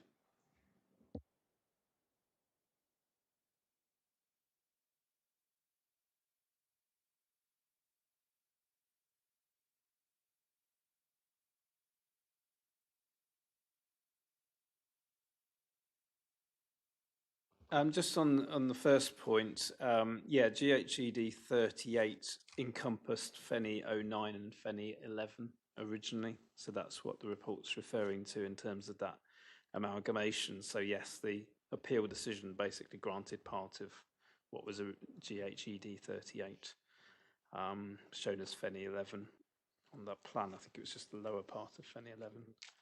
In terms of Ottery 20, I think it is an allocation for employment purposes only, isn't it?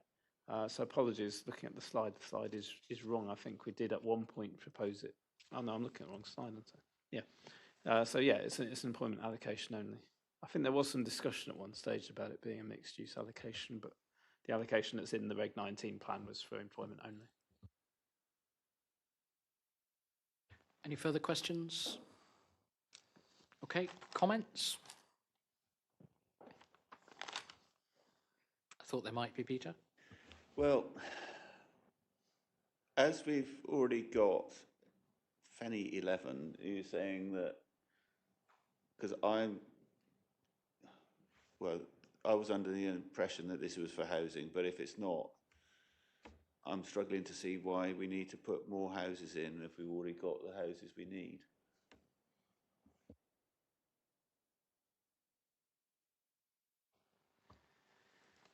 I mean, I think the issue is we've already allocated in the Reg 19 plan Fenny 08, and while we perhaps didn't allocate more sites at Feniton because of concerns about the scale of growth at Feniton, the inspector's decision is a material consideration. It's the inspector's decision is a higher authority, and the inspector didn't raise concerns about the quantum of growth overall and the impact of Fenny 11 and Fenny 08 and the other site we allocated at Feniton, which I think was Fenny 05. So having regard to that inspector's decision, it's difficult to see why we would now remove Fenny 08 from the plan, particularly given the fact that we need the numbers, as we previously said. And I think in the case with Feniton there were a lot of sites that in themselves were acceptable. The issue was always about the scale of growth at Feniton and what was acceptable. So giving weight to the inspector's decision, I don't see any reason to change. In terms of Ottery 20, I think arguably the fact that we've got higher numbers of homes now coming forward at Feniton than before almost reinforces the argument for an employment site to ensure, try and deliver greater levels of self-containment and employment within the settlement and reduce out commuting. So I think that the two decisions go hand in hand, really, or recommendations, rather. Thank you, Mr. Freeman. I'm not sensing any great desire to debate the recommendations that are in the report from committee, so I'm going to move from the chair that we accept officers' recommendations as set out in the paper. Does anybody wish to speak? Councillor Bailey. Oh, you'll second that. Thank you, Brian. You didn't need to, but thank you. Anybody else wish to speak any further? No. Okay, thank you very much then, members. So the proposal in front of you is officers' recommendations as set out in the report. All those in favour, please. That is carried unanimously. Thank you, members. Which brings us, and thank you for waiting, Mr. Coles, Mr. Shaw, Councillor Yarwood, to Whimple. Mr. Freeman. Thank you, Chair. So two sites at Whimple to be reconsidered. WIM 08A, land west of Bramley Gardens, was allocated in the Reg 19 plan for 50 homes and a community orchard. This was considered to be consistent with the spatial strategy and scales of growth at Tier 4 settlements. Representations raised a number of concerns in relation to the green wedge, flood risk, impact on wildlife, and lack of safe pedestrian access and procedural issues in the allocation. I think the report focuses mainly on the flood risk issues. There's a level 2 strategic flood risk assessment shows that part of the site's at risk from fluvial surface and groundwater flooding. In some scenarios, that's up to 20% of the sites being affected by flooding, but we're confident the remainder of the sites can accommodate the scale of growth envisaged in the allocation. Obviously, further flood modelling will be needed and will need to come forward through any planning application process, but we feel we have the level of information needed to make an allocation at this stage. I think in terms of the green wedge, this was a slight incursion into the green wedge, which is unfortunate, but a green wedge is not a moratorium on development. It's about whether that development impacts on its purposes and would lead to settlement coalescence, which I think the committee previously concluded that this wouldn't materially impact on those issues. And obviously elsewhere we've ended up having to allocate sites within more sensitive locations such as national landscapes in order to meet housing numbers and requirement figures. So I would argue an incursion into a green wedge is less significant than those cases in terms of that issue. The other site is WIM 11. Again, similar issues being raised. Again, in terms of flood risk, we feel that the site can accommodate the scale of growth despite the limitations in terms of flood risk. There are some potential impacts on nearby listed building, and these are noted. We're suggesting improvements to policy wording to reflect the comments from Historic England with regard to the listed buildings. But the land's not designated as land of local importance or other designations.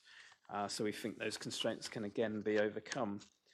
So you see on pages 72 and 73, there's some revised wording in relation to these two sites, particularly picking up on the flood risk issues.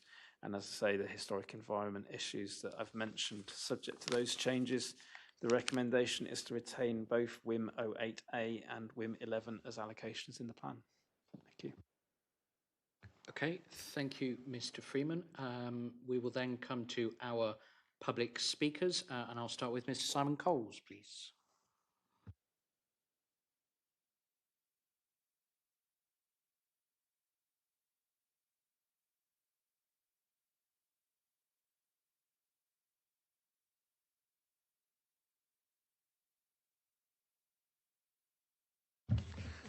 Thank you very much.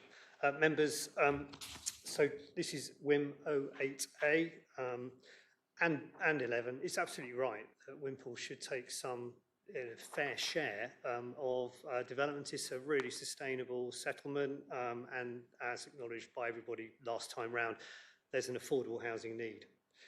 In the usual way, a variety of technical surveys and assessments will be undertaken really on both sites to demonstrate things like safe walking routes to the village centre, flood risk, ecology, BNG, landscape effects, and so on and so forth. And they will consider all sorts of things like the green wedge and so on and so forth.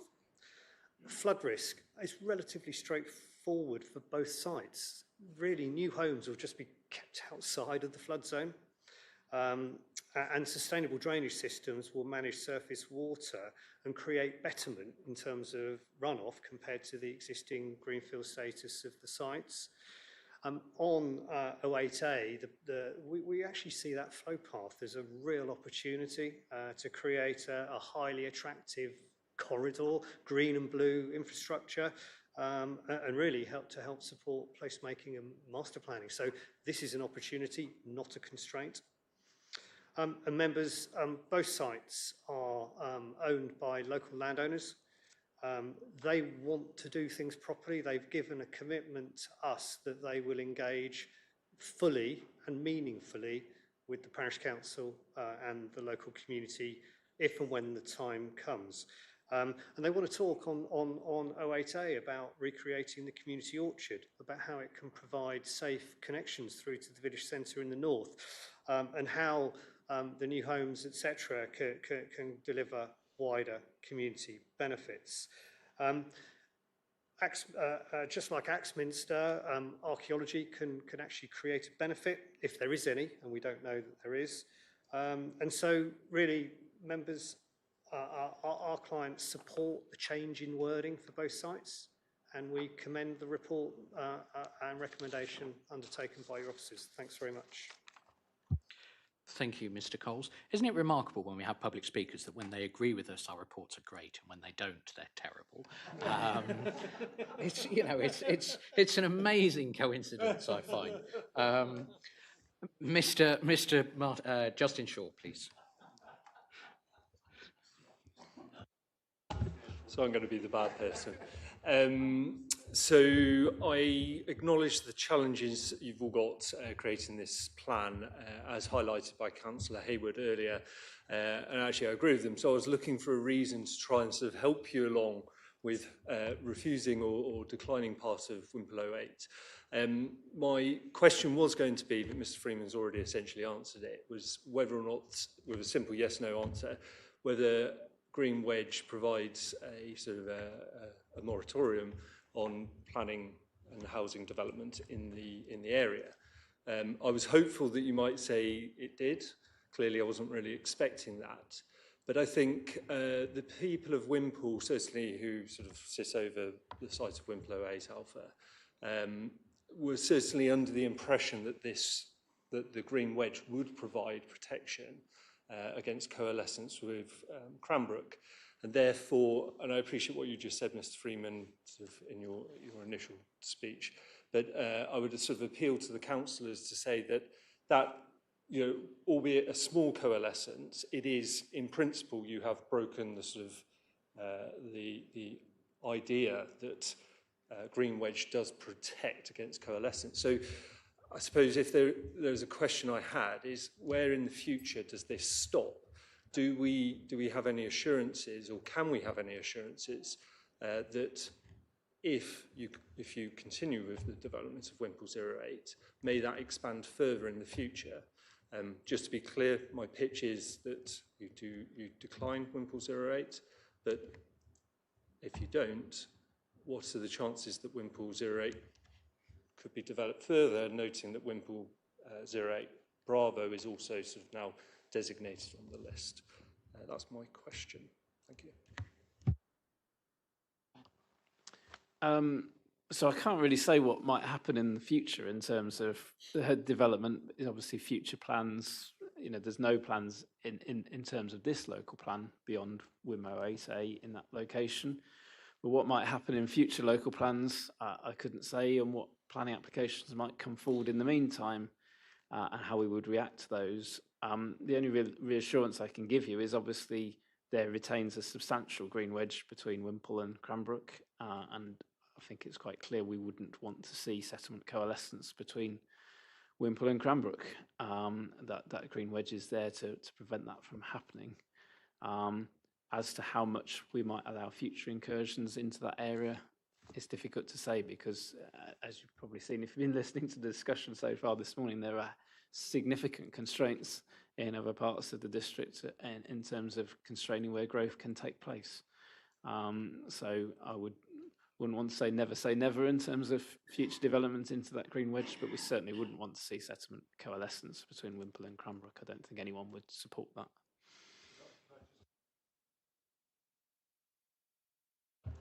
I acknowledge and understand your point. I suppose on behalf of myself and the people I know who are interested in this, of Whimple, that a small erosion of that sort of green wedge is setting in principle the idea that you can erode into the green wedge. And if you have that on both sides of both Cranbrook and Whimple, then it wouldn't take many iterations of this over many years, noting that this is a 15-year plan, but subsequently there'll be further 15-year plans, 20-year plans, etc. That, you know, fast forward 100 years' time, we could be looking at coalescence. So I suppose my appeal is, are we accepting of that coalescence, albeit very small, but if we accept it now, we've set a precedent for the future. That's my point.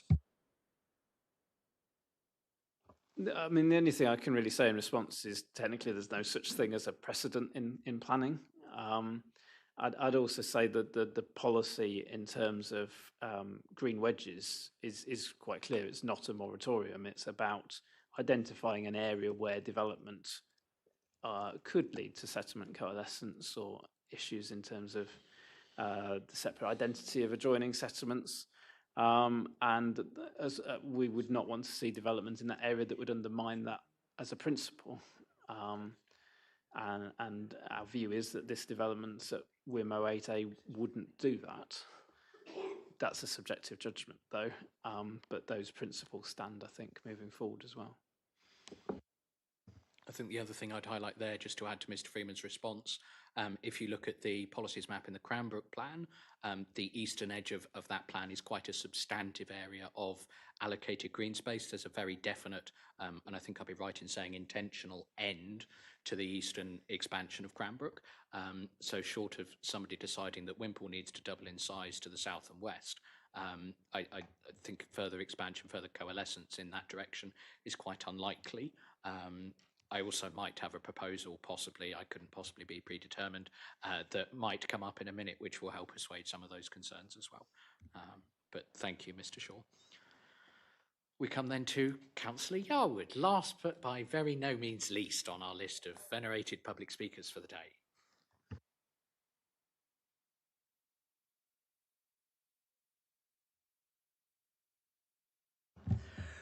Right, well, I'll acknowledge the remarks like Justin did that were made by Councillor Hayward, and I'd just like to say how very grateful I am that I'm not a district councillor making these very difficult decisions. But as a parish councillor, I have to make representation on behalf of the residents of Whimple.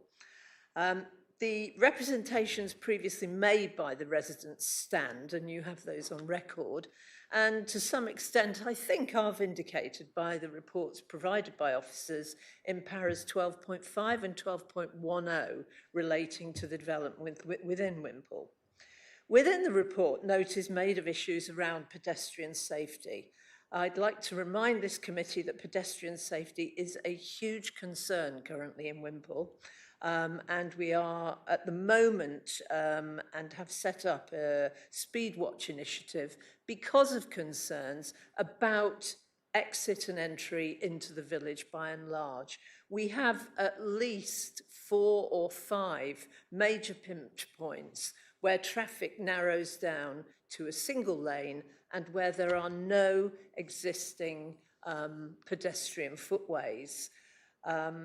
The total allocation of 83 homes into the village, and I'm not talking about the specific sites here, at a conservative estimate will likely add probably around 1.5 vehicles per household, adding in another 124 vehicles into the regular traffic of the village. So one of the questions I would like to ask on behalf of our residents is, how are you going to mitigate against further increases in the lack of pedestrian safety in our village? And how are you going to put footpaths in place where we've already only got single lane traffic? In 1995, and I know this is ancient history, Devon County Council rejected Whimple 11, is that the old cricket field, on the grounds of road safety. And another question I have is, what has changed to make that safe now where it wasn't deemed safe before? The flooding issue, of course, is a concern. You've already mentioned that that will be mitigated. But one of our questions from the village is, how will hard landscaping, which is inevitable in developing houses and parking, not add to the flooding risk?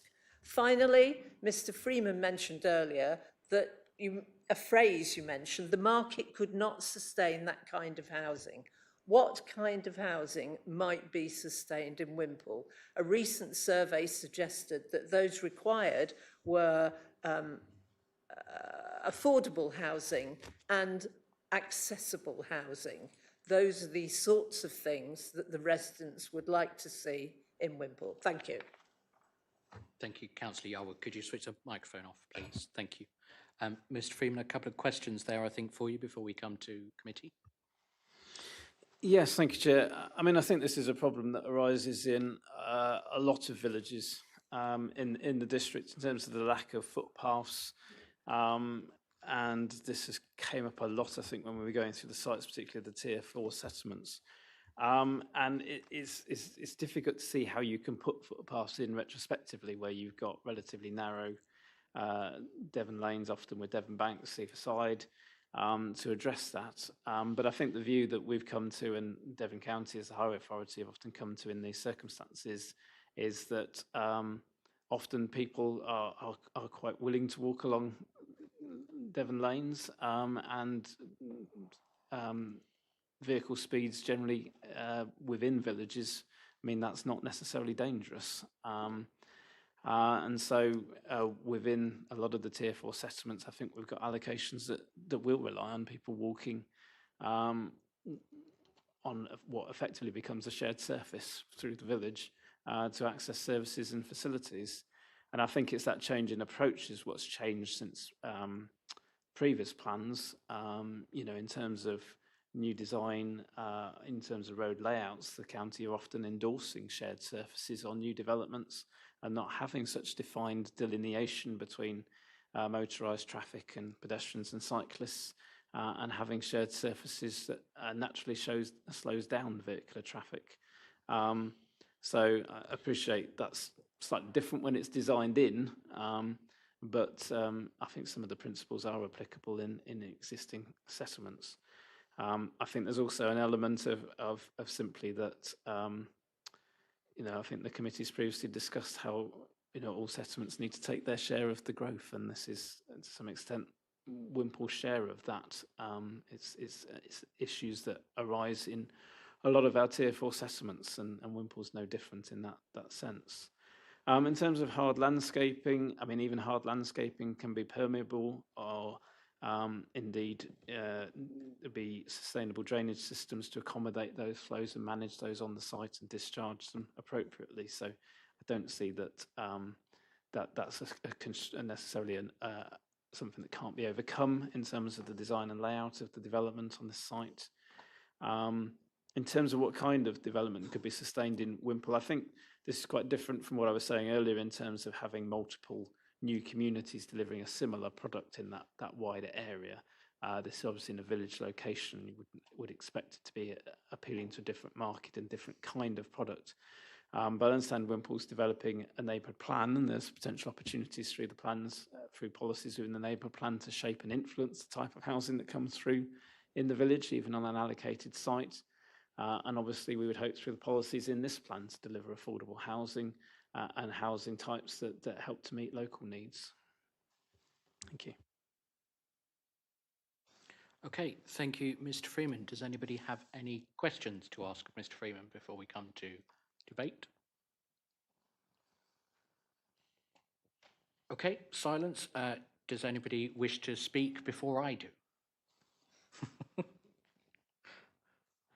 Okay, fine. I'm going to limit my comments to Whimple 08, make a proposal and ask for a vote, and then I will leave so the committee can discuss Whimple 11 in my absence, if that's all right with you, Mr. Hunter. Okay, thank you. I have a huge amount of sympathy with the folks who live next to this site, particularly insofar as they thought that the green wedge was permanent protection against any development occurring there. I can't account for where that view has come from. Certainly not from me. I appreciate this is an incursion into the green wedge. It's a significantly lesser incursion into the green wedge than the reduction that was proposed 18 months or so ago, which we fought against and sought a reversal on. I can't in good faith propose that we take this site out, as I know a lot of people in the village would like me to do. I think that would be rank hypocrisy, frankly, for me, in any capacity, given the things that I've said previously and on other sites. I think less than 20%, somewhere in the region of 15 to 18% growth in the village when you compare it to what other villages have had to sustain, is frankly Whimple doing its bit. And as others have mentioned, we haven't seen meaningful numbers of affordable housing coming forward in the village, save the sort of 8 or so that came in the development at Honiton Close at the top of the hill over which Grove Road traverses. We haven't seen significant numbers of affordable housing in the village for at least as long as I have lived there, which is getting on now for 2 decades since I and my family moved in. With that said, I recognise there are significant concerns about coalescence with Cranbrook, and I personally have concerns about the number that we reached as Strategic Planning Committee of 50 dwellings on the sort of subset of 08, which we concluded last time. I think after further review that is too many for a site of this size and for the character of Whimple, particularly in light of the conclusions in the Stage 2 Strategic Flood Risk Assessment that are before us today. I therefore have a proposal to amend the policy wording, which I'm hoping won't upset Mr. Freeman too much. But firstly, in recognition of that issue around the green wedge, I'd like to propose that wording is introduced into the policy to the effect that development on the site must not breach the ridge line to the west, which is the the sort of the physical feature that visually separates quite definitively Cranbrook from Whimple. Once you're past that ridge, you can see Cranbrook. So I'd like to propose that amendment, and I'd also like to propose reducing the housing number on the site from 50 to 30. I think that's proportionate given the constraints that the site has, and I think it's reasonable given its size and in comparison with Whimple 11. So that's my proposal in front of committee. I'm not going to propose it from the chair because I think that would be an abuse of authority, so I will look for a seconder at that point, please. Councillor Bailey, thank you. Do you wish to speak? No? Okay, thank you very much. Officers, do you have anything that you want to say in response to that? Well, I could do some clarifications to what we mean by the ridge line and just looking at the levels, and perhaps we go to HDMI2 and I can switch across to Matt's PC, but it'd just be good to be clear about what we mean because it's a relatively level site. There's not an obvious ridge necessarily, but just so that everybody's clear. So, put the microphone on, and I'll look to colleagues to help if I get any of this wrong. But you can see sort of there's a first hedge line there in the foreground of the site, which runs that sort of runs roughly speaking halfway, maybe a third of the way, going east to west across the site. So that's sort of in the middle of the site. If you go to the hedgerow beyond that, you can see that runs from this perspective effectively along the skyline there. Yep, you've got it, Matt, where that cursor is going.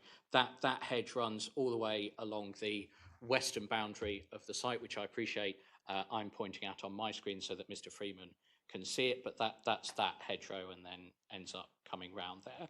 Beyond that, once you get over that hill, my understanding is you can see Cranbrook from there. My intention thus is that whatever happens on this site doesn't breach that ridgeline, or at the very least is screened as much as humanly possible so that there is no visual relationship between the villages of Whimple and the village and the town of Cranbrook, because fundamentally my view is the green wedge is there to prevent visual coalescence, and as soon as you have breached that ridgeline, you've got visual coalescence. I think that's a reasonable proposal. Okay, so the concern is rooftops and ridge lines being visible above that, rather than development coming up to it.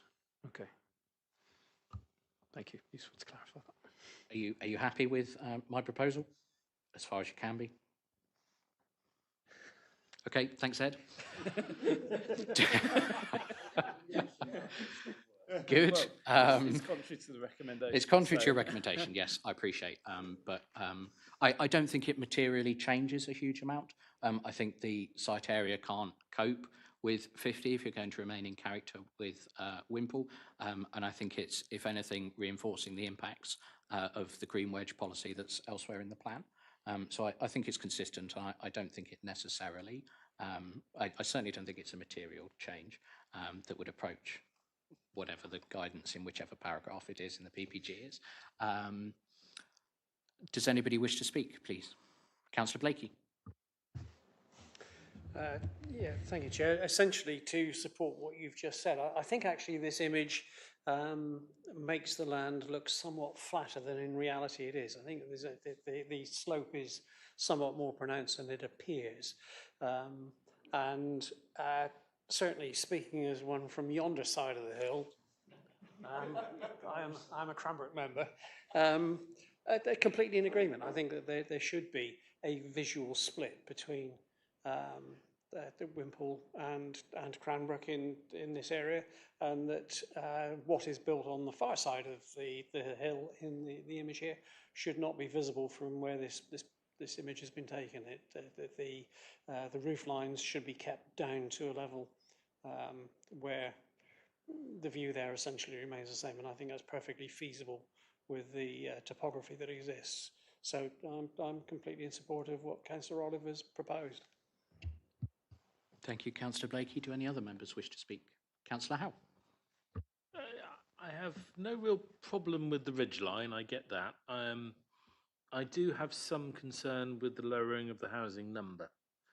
I believe a change in the wording up to a maximum of 50 would be better, and leave it to the planning application, because that's what it's fundamentally down to, is the planning application making sure, one, it doesn't breach that ridge line, and it is in keeping with the surrounding area. I just think we're artificially putting a number in that hasn't been properly assessed.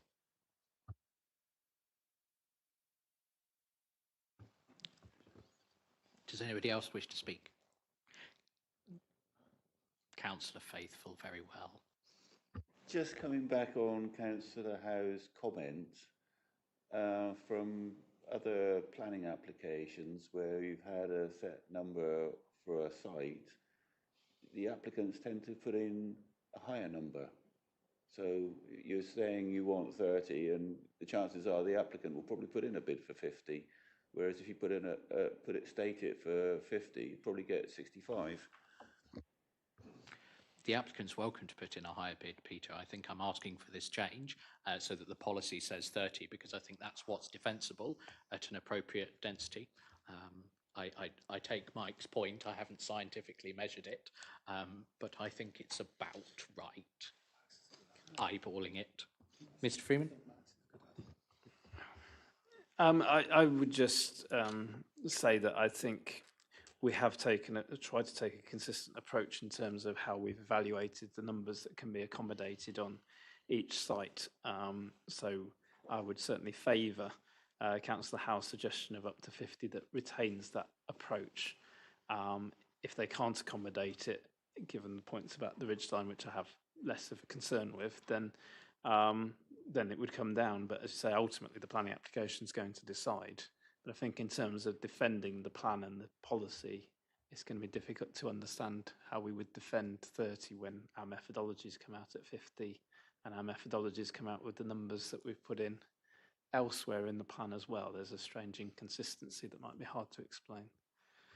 Whereas changing it to up to 50 overcomes that issue and still addresses the concern, I think.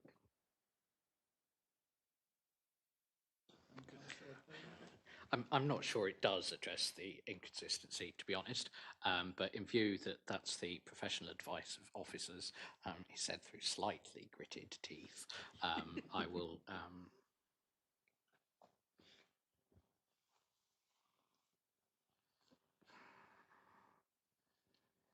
No, I'm going to hear some more speakers first. Councillor Davies. I'm going to support Mike on this one. I think, speaking as chair of planning, when these come to planning, sometimes the numbers are greater, sometimes they're less, and I don't favour Councillor Faithful's approach of, we're not running an auction here where you kind of put in a lower number knowing that the developers are going to come back with a bigger one. Each application is going to be tested on its merits, and I think the numbers are for our benefit, aren't they, to ensure that we have covered the allocation that we're required to make by government, and what officers think the site can reasonably accommodate. When it comes to it, we might feel at planning that it doesn't, that there are too many constraints, and that will be, an argument to have another day. But if officers feel that an allocation of 50, including the orchard, is a reasonable allocation, then I'm prepared to accept that. And I certainly support Councillor Howe's suggestion that it's amended to up to 50.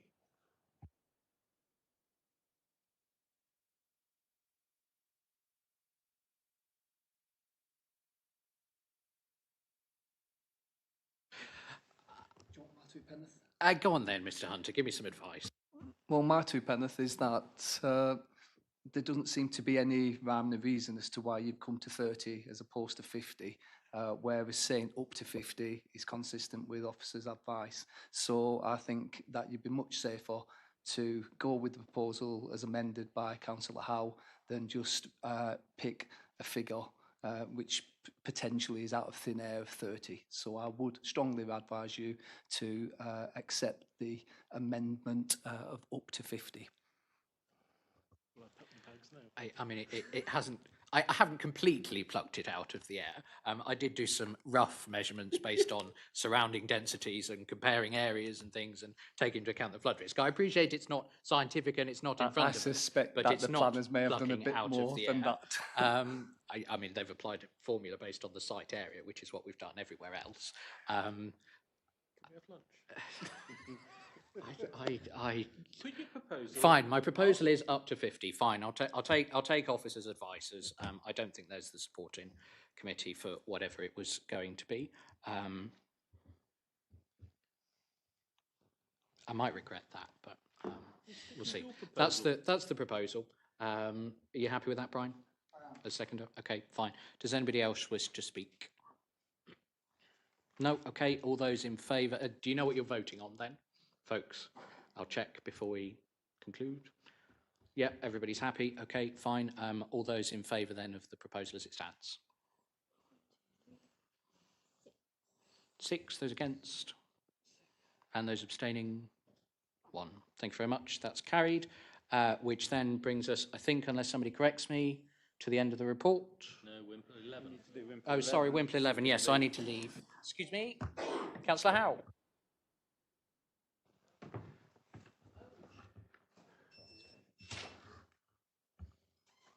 Right, Whimple 11. Any comments on Whimple 11? Shall I propose it from the chair to accept officer's recommendation as it stands? In that case, can I please have a show of hands to approve? Unanimous. Thank you very much.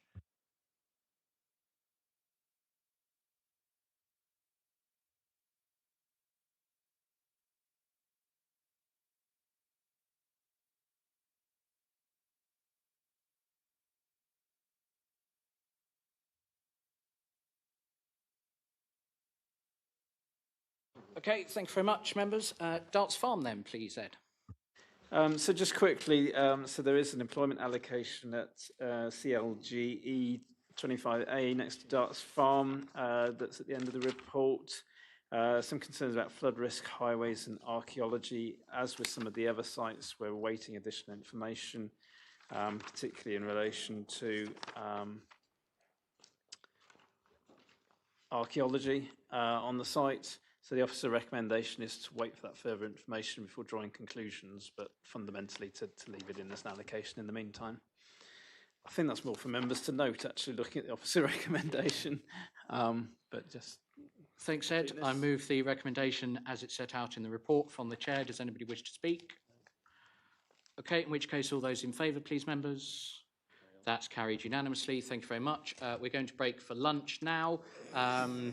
At 20 to 3. So we're going to take a short one for, what do you reckon, half an hour? Half an hour. Half an hour will do, and then we'll come back and finish the rest of the agenda. So we'll reconvene at, let's call it 3:15. Thank you very much.